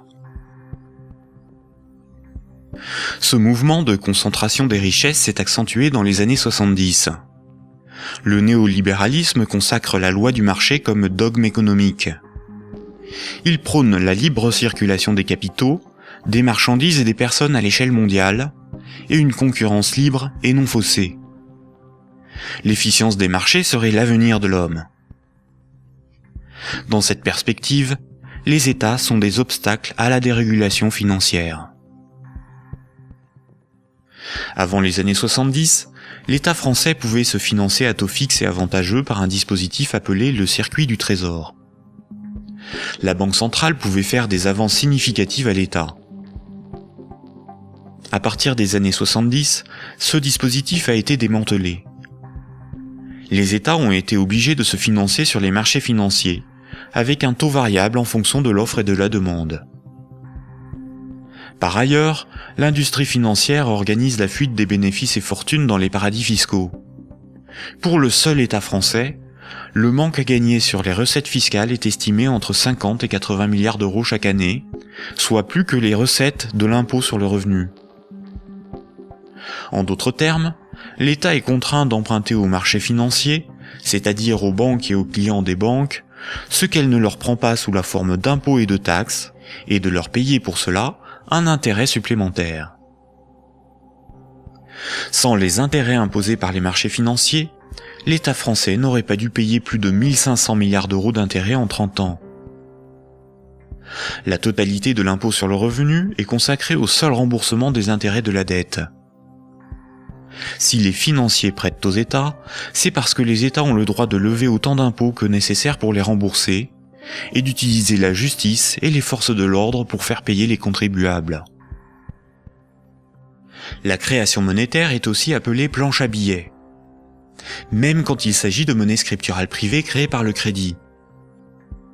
C'est un terme péjoratif faisant référence à l'impression de billets de banque par l'État. Ce terme est parfois employé par certains économistes de manière démagogique, pour induire en erreur quant aux responsabilités de la création monétaire et de l'inflation. L'inflation, c'est la hausse générale des prix. Une même baguette de pain vaut 1,30 € en 2013, alors que 10 ans plus tôt, elle valait 50 centimes. L'inflation est due au rapport entre la création monétaire et la création des richesses réelles. Si on crée plus de monnaie que de biens et services à vendre, les prix vont augmenter. La déflation, c'est l'inverse. C'est la baisse générale des prix. Si on crée des biens et services à vendre, et qu'on ne crée pas de monnaie pour les acheter, la monnaie va manquer et les prix vont baisser. L'hyperinflation est une inflation excessive des prix, supérieure à 12 500% par an. Si une baguette de pain vaut 1 € en 2013, s'il y a de l'hyperinflation, elle vaudra au minimum 12,50 € un an plus tard. Dans les années 70 et 80, l'inflation a atteint 15%, alors même que l'interdiction de permettre à la Banque centrale de faire des avances à l'État devait nous prémunir d'une telle situation. En réalité, interdire à l'État le financement à taux avantageux par sa propre banque centrale était le moyen non pas d'éviter une inflation excessive, mais de transférer une partie des recettes fiscales de l'État au marché financier, c'est-à-dire aux banques et à leurs clients, et d'assurer aux banques commerciales privées le monopole de la création monétaire en supprimant la concurrence de l'État.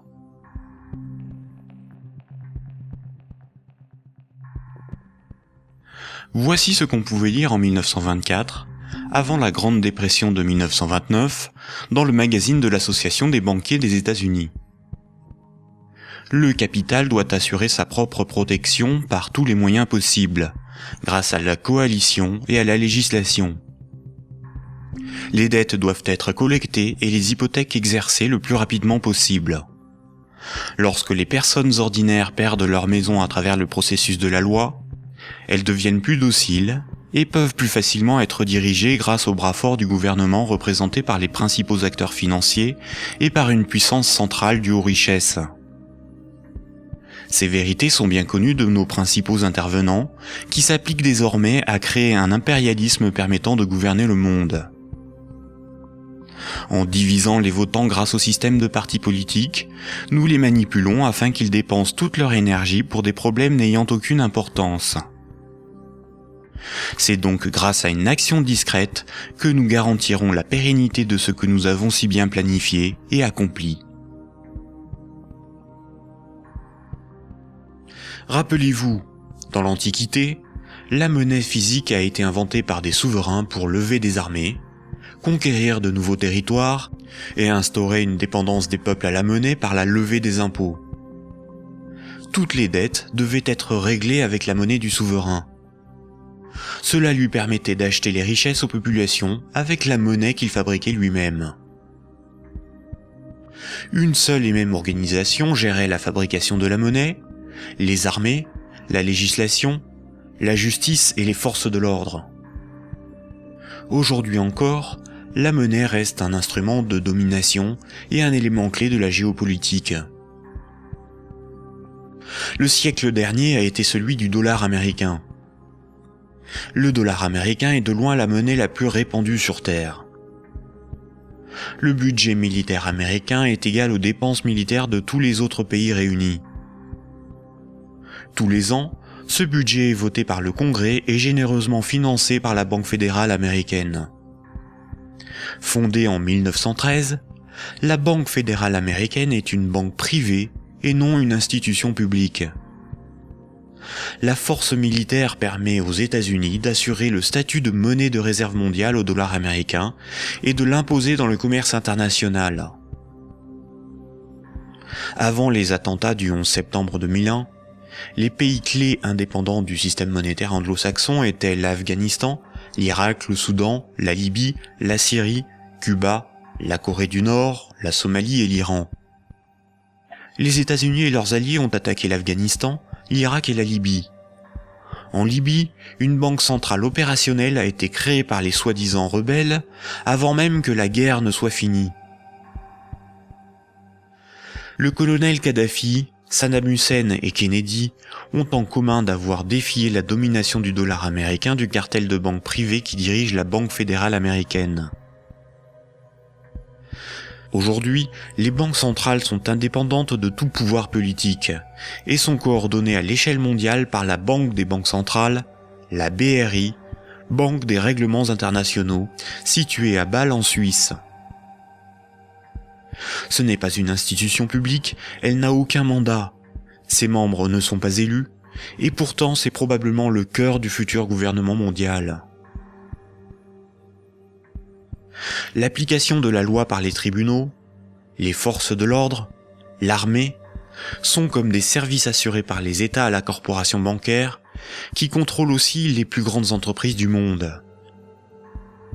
La propagande et la guerre permettent d'étendre la zone d'influence des monnaies, et donc le pouvoir de ceux qui en contrôlent la production.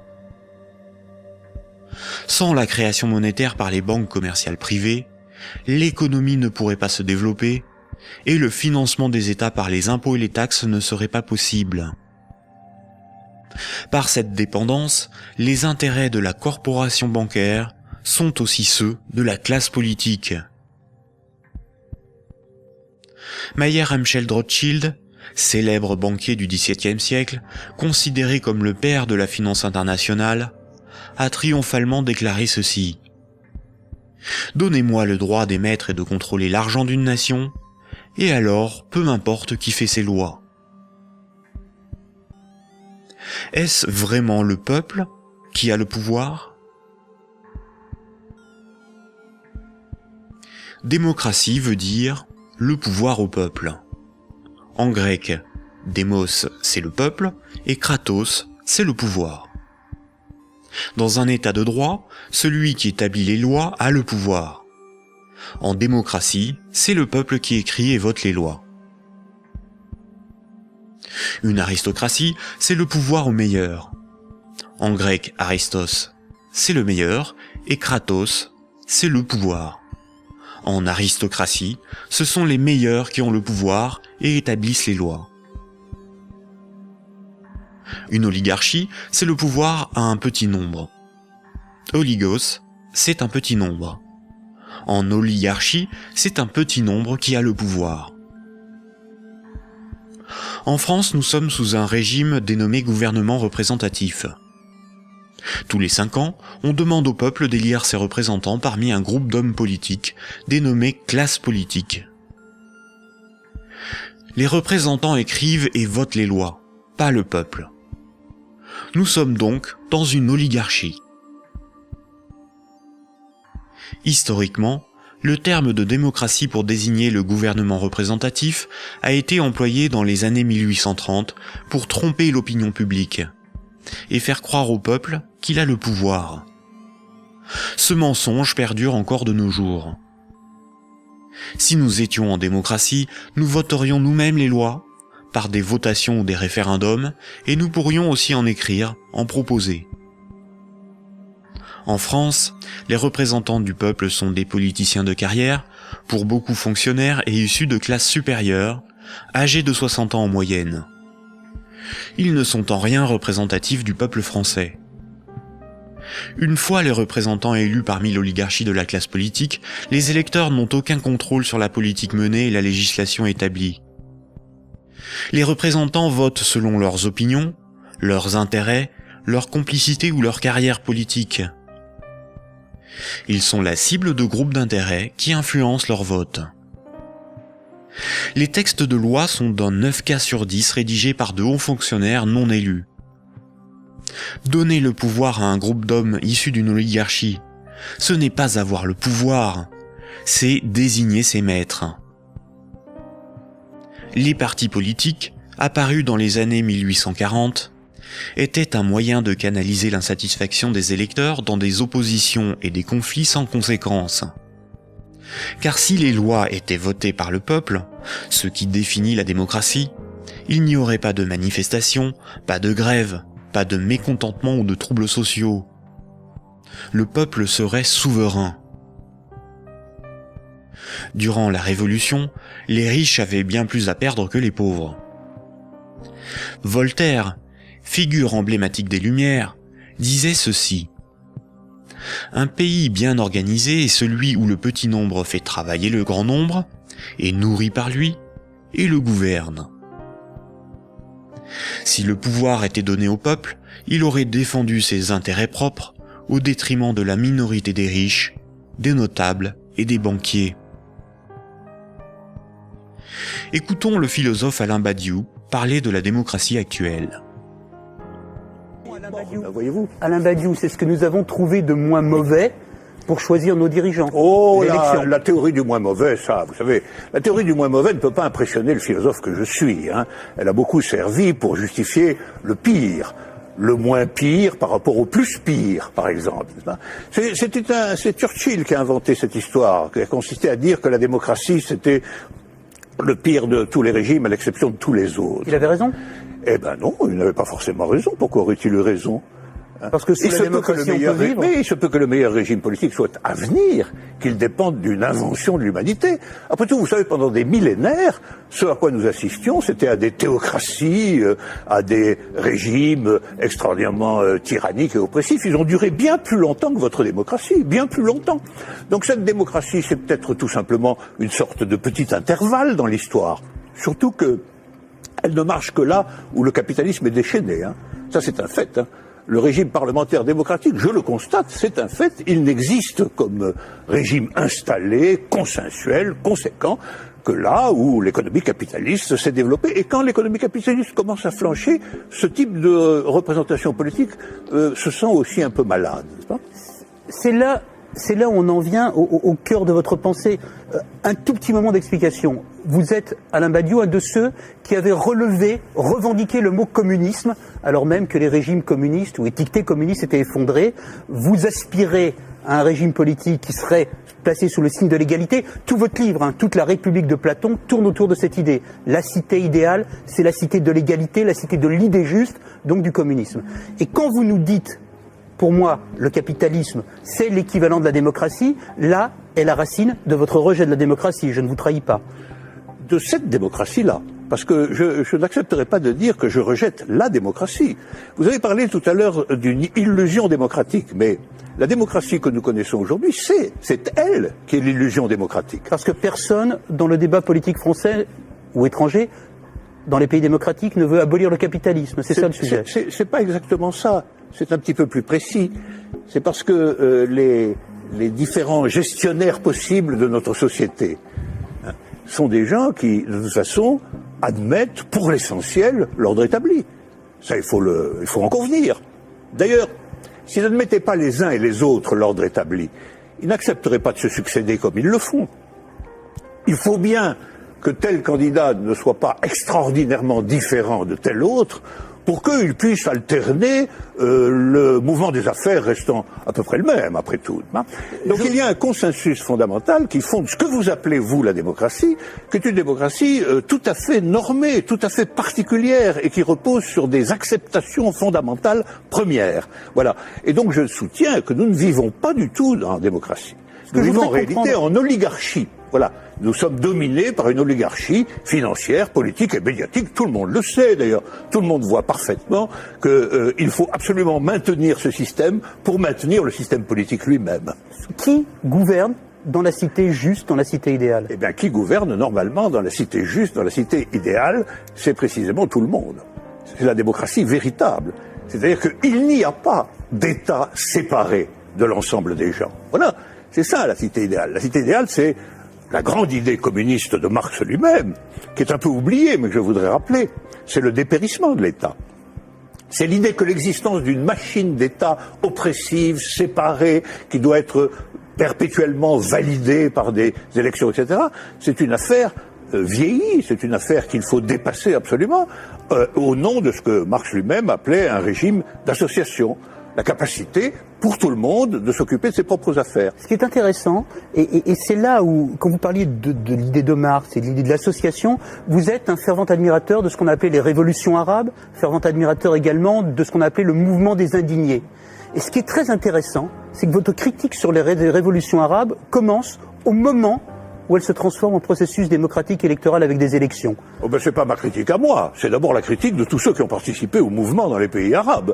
Ils ont été légèrement surpris et déconcertés par le résultat des élections.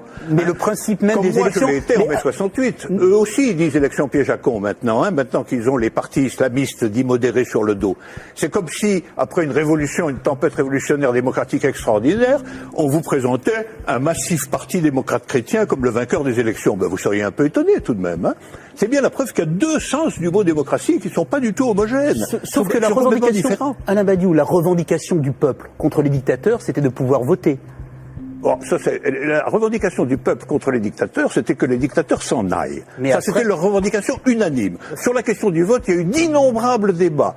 Comment, quand, dans quelles conditions? Ces débats ont souvent été tranchés par des autorités extérieures au mouvement populaire lui-même. En Égypte, par exemple, ils ont été largement tranchés par l'armée. Autant dire par ce qui restait du régime d'avant. Parce que la révolution a été volée par l'armée. Mais les Tunisiens, par exemple... Le gouvernement représentatif, en ne donnant aucun pouvoir aux pauvres, aux ouvriers et aux paysans, garantit la protection des intérêts des plus puissants et des plus riches. Aujourd'hui encore, le citoyen n'est qu'un électeur, un emprunteur et un consommateur. Il est informé par des médias inféodés aux grands groupes financiers et industriels dont ils sont pour la plupart la propriété. Le vote des lois par les citoyens, le référendum d'initiative populaire, ou la mise en place d'un parlement tiré au sort dans la population comme le sont les jurys populaires, qui sont des évolutions démocratiques élémentaires, sont systématiquement dénigrés dans les médias. L'Union européenne est une organisation soutenue à l'origine par les élites américaines pour éviter l'apparition d'une puissance concurrente en Europe de l'Ouest. Elle est néolibérale et structurellement antidémocratique. Si les peuples européens écrivaient et votaient eux-mêmes les lois de l'Union, Bruxelles ne serait pas la seconde place de lobbying après Washington. L'Union européenne est le royaume de Goldman Sachs et de la haute finance, dont les hommes se retrouvent à la tête de nombreuses institutions et même de certains États. Et nombreuses sont les carrières politiques se prolongeant dans le privé, au service des lobbies ou dans les grandes entreprises. Ce que nous appelons des euros, ce qui est sur notre compte en banque, ce ne sont pas des euros, mais une dette en euros. Ce que nous appelons crédit, prêt ou emprunt, ce n'est qu'une création de monnaie temporaire. Ce que nous appelons démocratie n'est pas une démocratie, mais une oligarchie. Ce que nous appelons un citoyen n'est rien d'autre qu'un électeur. Ces manipulations du langage empêchent les intellectuels, les politiciens, les journalistes et les électeurs de penser le monde. Elles dissimulent avec habileté le pouvoir sans égal des corporations, de la finance et du secteur bancaire.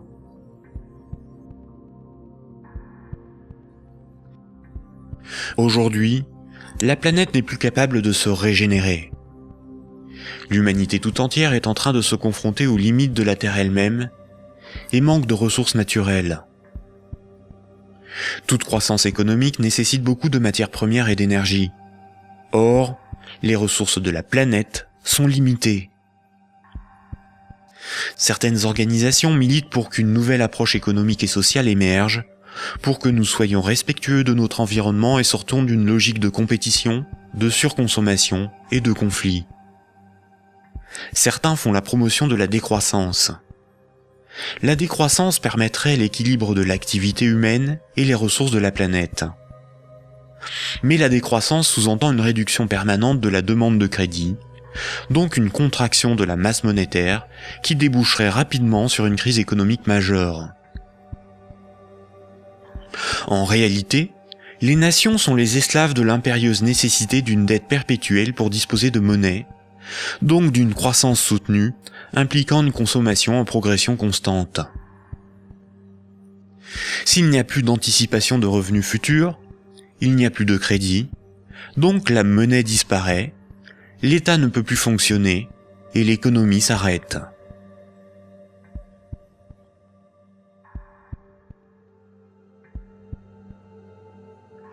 La monnaie en circulation est créée par les banques contre intérêt lorsqu'elles accordent des crédits et détruite lors du remboursement des crédits.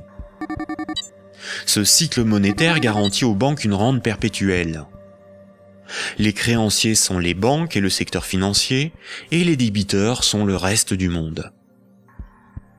Notre système économique n'est en rien libéral, puisque nous sommes dépendants des banques pour réaliser le moindre échange économique. Nous ne sommes pas libres de ne pas être endettés. La rareté de la monnaie organise la concurrence entre les individus, entre les entreprises, entre les nations. Les banques créent la monnaie en fonction de leurs propres intérêts et non en fonction de l'intérêt général. Les conflits armés sont plus lucratifs que la diplomatie. La concurrence, plus dépensière que la coopération. La spéculation plus rentable que le social. Si les banques pouvaient nous vendre l'air que l'on respire, elles le feraient. Pour certains philosophes des siècles passés, voici l'ordre naturel des choses. Le divin représente l'ordre supérieur. L'ordre moral est guidé par le divin, par le sacré. L'ordre politique est guidé, lui, par la morale. Et la finance, elle, est au service de l'ordre politique. Mais si la monnaie n'est plus le reflet des échanges économiques de ceux qui créent les richesses réelles, mais le moyen par lequel ces richesses réelles sont échangées, l'argent devient le maître du monde. Une inversion des ordres s'opère. Le divin est remplacé par l'argent. N'a de valeur que ce qui a un prix. Les marchés font office de morale. Rien ne doit enfreindre les lois du marché, bénéfiques pour l'humanité. La finance est au service des marchés. Les financiers sont les nouveaux prophètes, ils défendent l'immanente main invisible. La politique et l'État sont au service de la finance, car ils en sont dépendants. Ils sont forcés de défendre les intérêts de la finance au détriment de ceux des peuples. Frédéric Bastiat, économiste politique au XIXe siècle, disait ceci. Quand le pillage devient un moyen d'existence pour un groupe d'hommes qui vit au sein de la société, ce groupe finit par créer pour lui-même tout un système juridique qui autorise le pillage et un code moral qui le glorifient.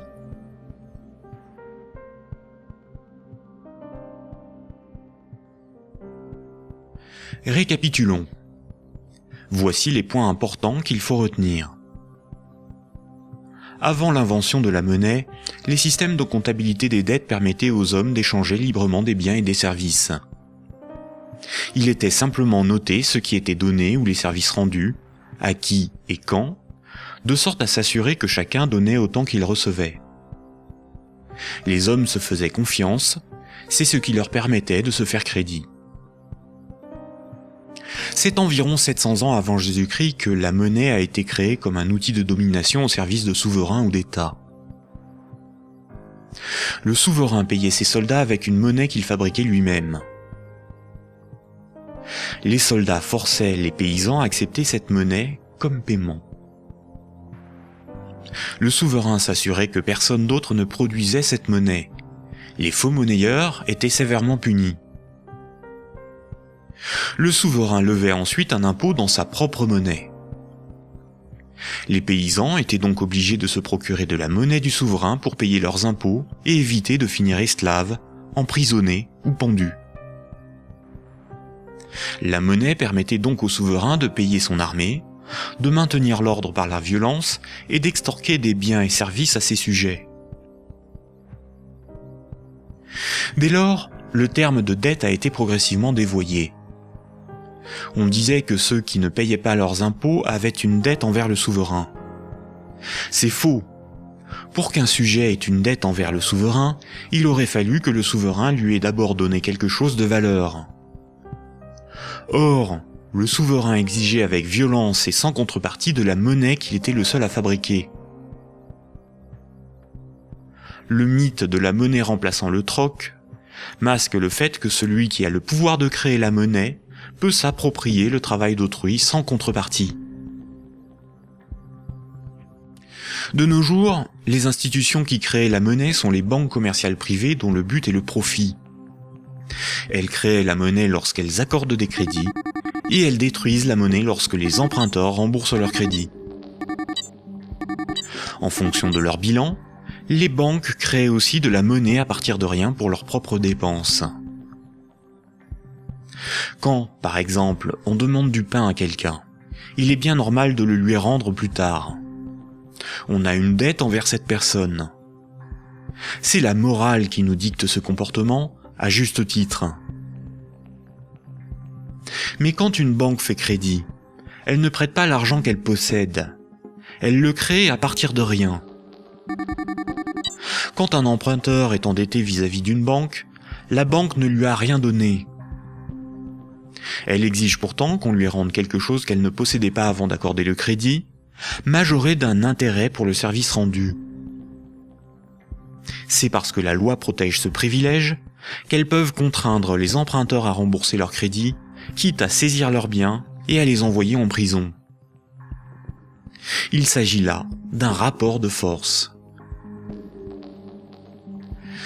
Les soi-disant dettes issues des crédits bancaires sont un moyen par lequel les banques extorquent une partie de notre travail contre une création de monnaie temporaire. En associant la notion de dette avec le crédit bancaire, cette pratique a été moralisée et donc normalisée. La monnaie centrale donne l'illusion que c'est l'État qui crée la monnaie. Or, la monnaie centrale est fabriquée à la demande des banques commerciales privées lorsque des actifs détenus par celles-ci sont monétisés par la banque centrale. En réalité, ce sont bien les banques commerciales privées qui fabriquent et louent la monnaie que nous utilisons tous au quotidien. La monnaie en circulation est créée par le crédit bancaire, puis détruite lors du remboursement des crédits. De ce fait, si tout le monde remboursait ses dettes, il n'y aurait plus de monnaie en circulation, tous les comptes en banque seraient vides, et les billets et pièces de monnaie disparaîtraient. La création monétaire par le crédit et la destruction monétaire lors du remboursement des crédits déterminent une masse monétaire. La variation de la masse monétaire est similaire aux variations de la population d'un pays en fonction des naissances et des décès. Quand la masse monétaire diminue parce qu'il n'y a pas assez de crédits accordés par les banques commerciales privées, il y a moins d'argent en circulation dans l'économie, car la monnaie est détruite par le remboursement des crédits en cours. Chômage, pauvreté, précarité, faillite d'entreprises et endettement des États se développent rapidement. Dans un tel système, la croissance est vitale pour l'économie. Les entreprises, les particuliers et les États s'endettent auprès du système bancaire pour assurer une augmentation constante et exponentielle de la masse monétaire. S'ils n'empruntent plus, ou que les banques n'accordent plus de crédit, comme c'est le cas depuis la crise financière de 2008, la monnaie disparaît à cause de la destruction monétaire et une grave crise économique survient rapidement. Sans dette, il n'y a pas de monnaie. Sans monnaie, il n'y a pas d'économie, les nations ne peuvent pas s'échanger ce qu'elles produisent. Donc sans dette, il n'y a pas d'économie. Ce système oblige l'ensemble de la société, des États, des nations, à être perpétuellement endettés et donc à enrichir les banquiers et la finance simplement pour disposer de monnaie pour leurs échanges économiques. C'est par ce principe que le système bancaire a servi le monde économique à son profit, sans contrepartie productive. Chaque crédit sert à acheter une maison, une voiture, une télévision, et induit la consommation d'énergie et de matières premières pour leur fabrication. La nécessité de toujours plus de crédit provoque la destruction de l'environnement, le pillage des ressources de la planète, la surproduction, la concurrence et le consumérisme. Tant que chaque unité de monnaie, chaque euro, sera issu d'un crédit bancaire, les banques gouverneront le monde et l'humanité pillera la planète et détruira l'environnement pour enrichir l'oligarchie financière. Imaginons ce que serait la monnaie du futur. Imaginons un micro-pays avec 2 citoyens. Paul et Jacques se rencontrent. Leurs comptes sont à 0. Paul a fabriqué une chaise. Il la vend à Jacques 10 unités de compte. Jacques a alors moins 10 sur son compte et Paul a plus 10. Paul peut convertir 5 unités de compte en monnaie manuelle, en billets de banque. Ainsi, tant qu'ils sont dans leurs débits autorisés, personne ne peut empêcher Paul et Jacques de s'échanger ce qu'ils produisent. Leur débit autorisé est calculé en fonction de leurs actifs et de leur solvabilité, et représente le risque financier que doit assumer la société tout entière. La monnaie du futur est un jeu à somme nulle. Dans le futur, la monnaie sera représentative des échanges économiques réalisés, et non ce qui les permet. Aujourd'hui, la monnaie ne fonctionne pas du tout comme ça. Ajoutons dans ce micro-pays une banque. Pour acheter la chaise de Paul, Jacques va emprunter à la banque les 10 € nécessaires pour la payer. Jacques devra rembourser ces 10 € à la banque et verser en plus 1 € d'intérêt qui n'existe pas. Après la transaction, Paul possède bien les 10 € nécessaires à rembourser la banque et il faudra bien que Jacques les récupère d'une manière ou d'une autre pour rembourser son crédit. Il devra vendre son temps ou fabriquer des choses à vendre pour récupérer les euros pour rembourser son crédit.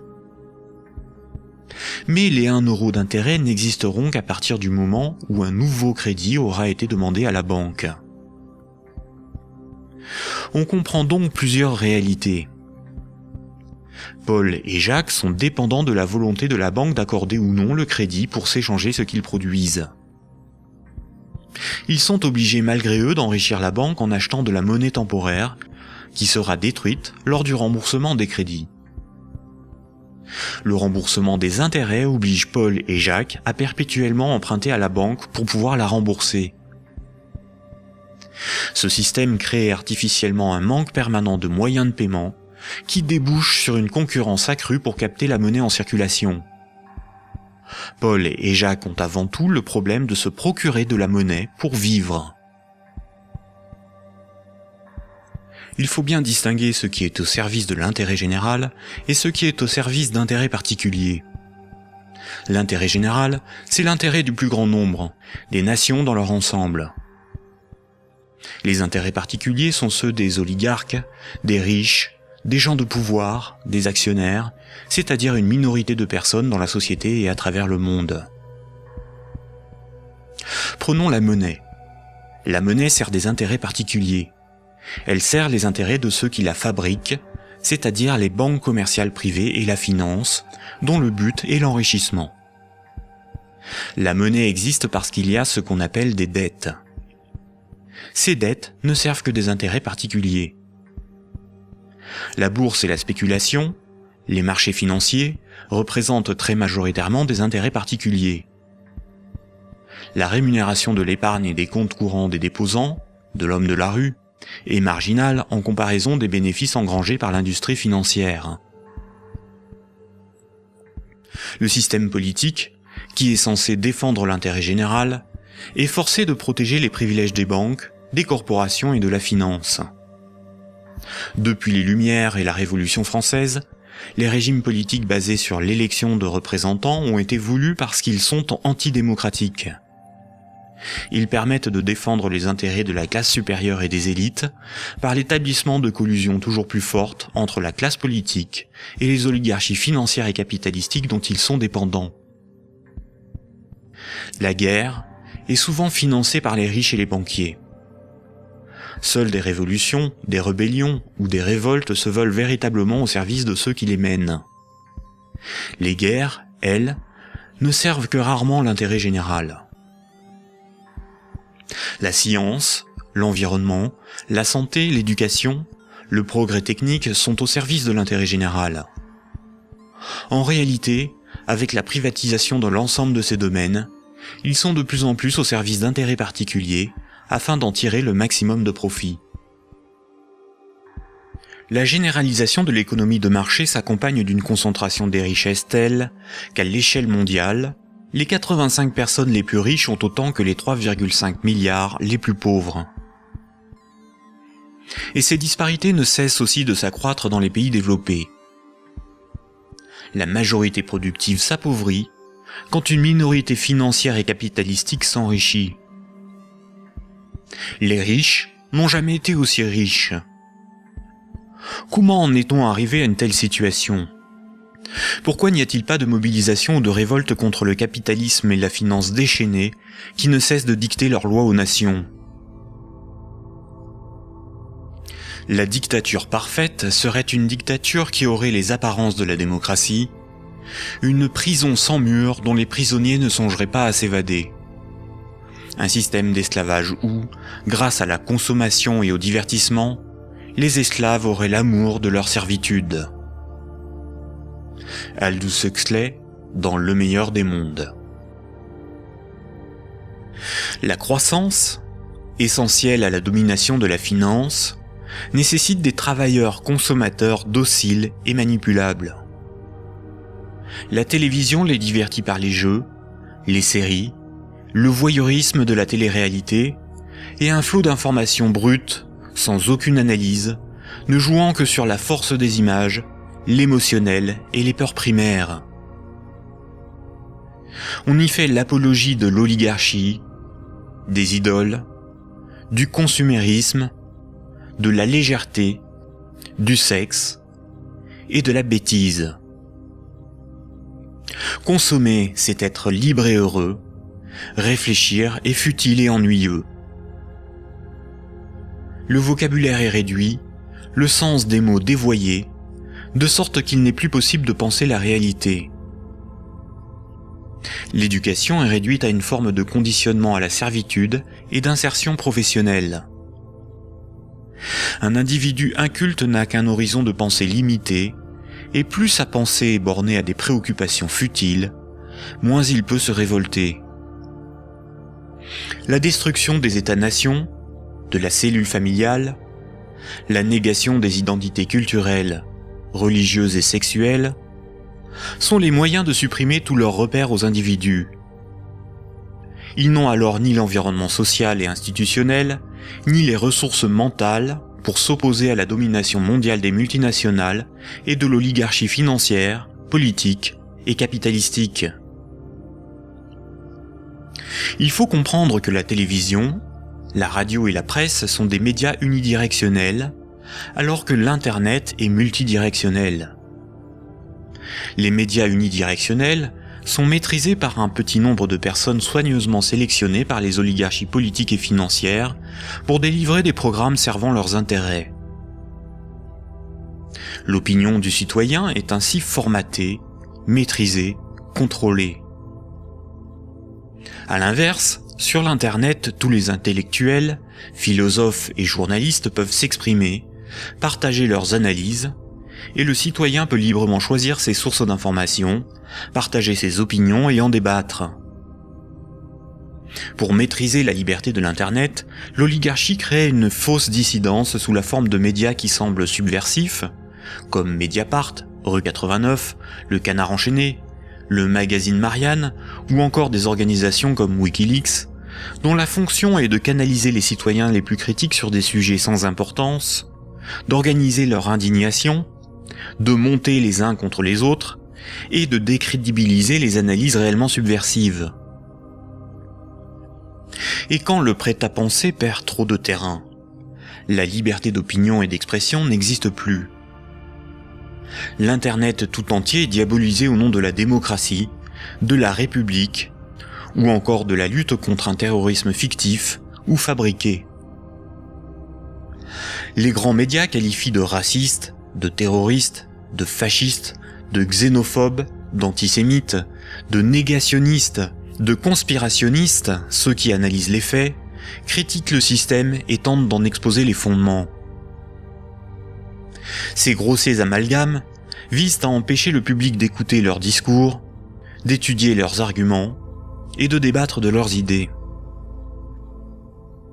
Tout comme ce sont les banques qui décident ce qui doit être financé en fonction de leurs intérêts, dans les médias dominants, c'est l'oligarchie qui décide l'information qui doit être diffusée en fonction là aussi de ses propres intérêts.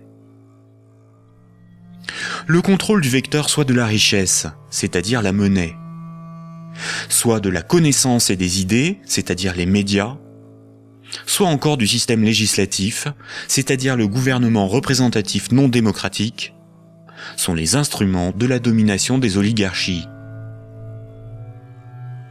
Dès lors, il ne faut pas tomber dans la provocation, l'extrémisme ou la violence. La violence et la provocation sont ce que le système attend pour justifier la censure, le contrôle d'Internet et la mise en place d'un État policier. Il ne faut pas non plus dépenser son énergie sur des détails. Il faut au contraire remettre en cause les fondamentaux sur lesquels repose ce système de domination.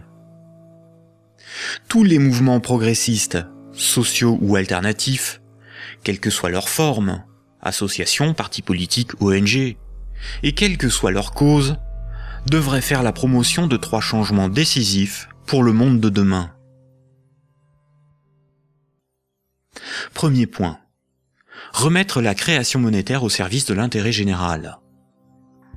Tant que ce sont les banques qui décident ce qui mérite d'être ou de ne pas être financé en fonction de leurs propres intérêts, le pouvoir politique et le libéralisme ne sont qu'illusions.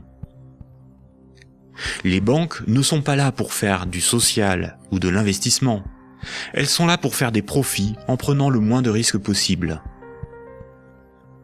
Deuxième point. La création monétaire par le crédit à intérêt et la destruction monétaire lors du remboursement des crédits forment un système pyramidal obligeant l'humanité à détruire la planète pour le seul profit de la finance. Nous devons mettre en place un système monétaire permettant d'adapter notre niveau de vie aux ressources de la planète et garantir ainsi un environnement viable aux générations futures. Troisième point, instaurer un système politique réellement démocratique. Seule une véritable démocratie permettra de garantir que les 2 premiers points sont durablement défendus. Contrairement à ce que les élites veulent nous faire croire, des peuples éclairés sont tout à fait à même d'établir une politique qui défend leurs propres intérêts et les intérêts des générations futures. Ces 3 points sont intimement liés.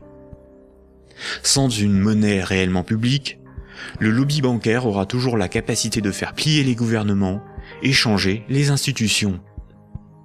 Un régime réellement démocratique, où c'est le peuple qui vote lui-même les lois, permet à la nation de s'opposer à toute privatisation de la monnaie et est la garante du maintien de la finance au service de l'intérêt général.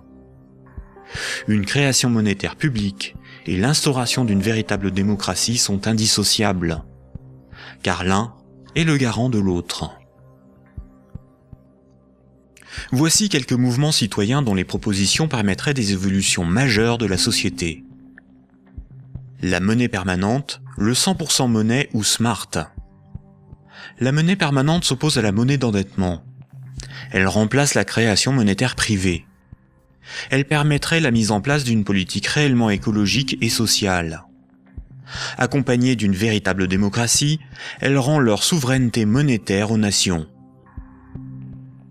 Les systèmes d'échange locaux. Les CEL sont similaires au système de comptabilité des dettes sans monnaie de l'Antiquité. Ils sont totalement indépendants de l'euro, contrairement aux monnaies locales ou complémentaires. Si une monnaie locale ou complémentaire est créée en échange d'euros donnés à l'organisation qui les gère, elle ne provoque qu'un protectionnisme marchand à petite échelle. Le revenu de base est le dividende universel. Tout en bouleversant les rapports sociaux, il impose de repenser la notion de travail, de justice, et induit une refonte du système monétaire pour être appliqué à grande échelle. Le tirage au sort.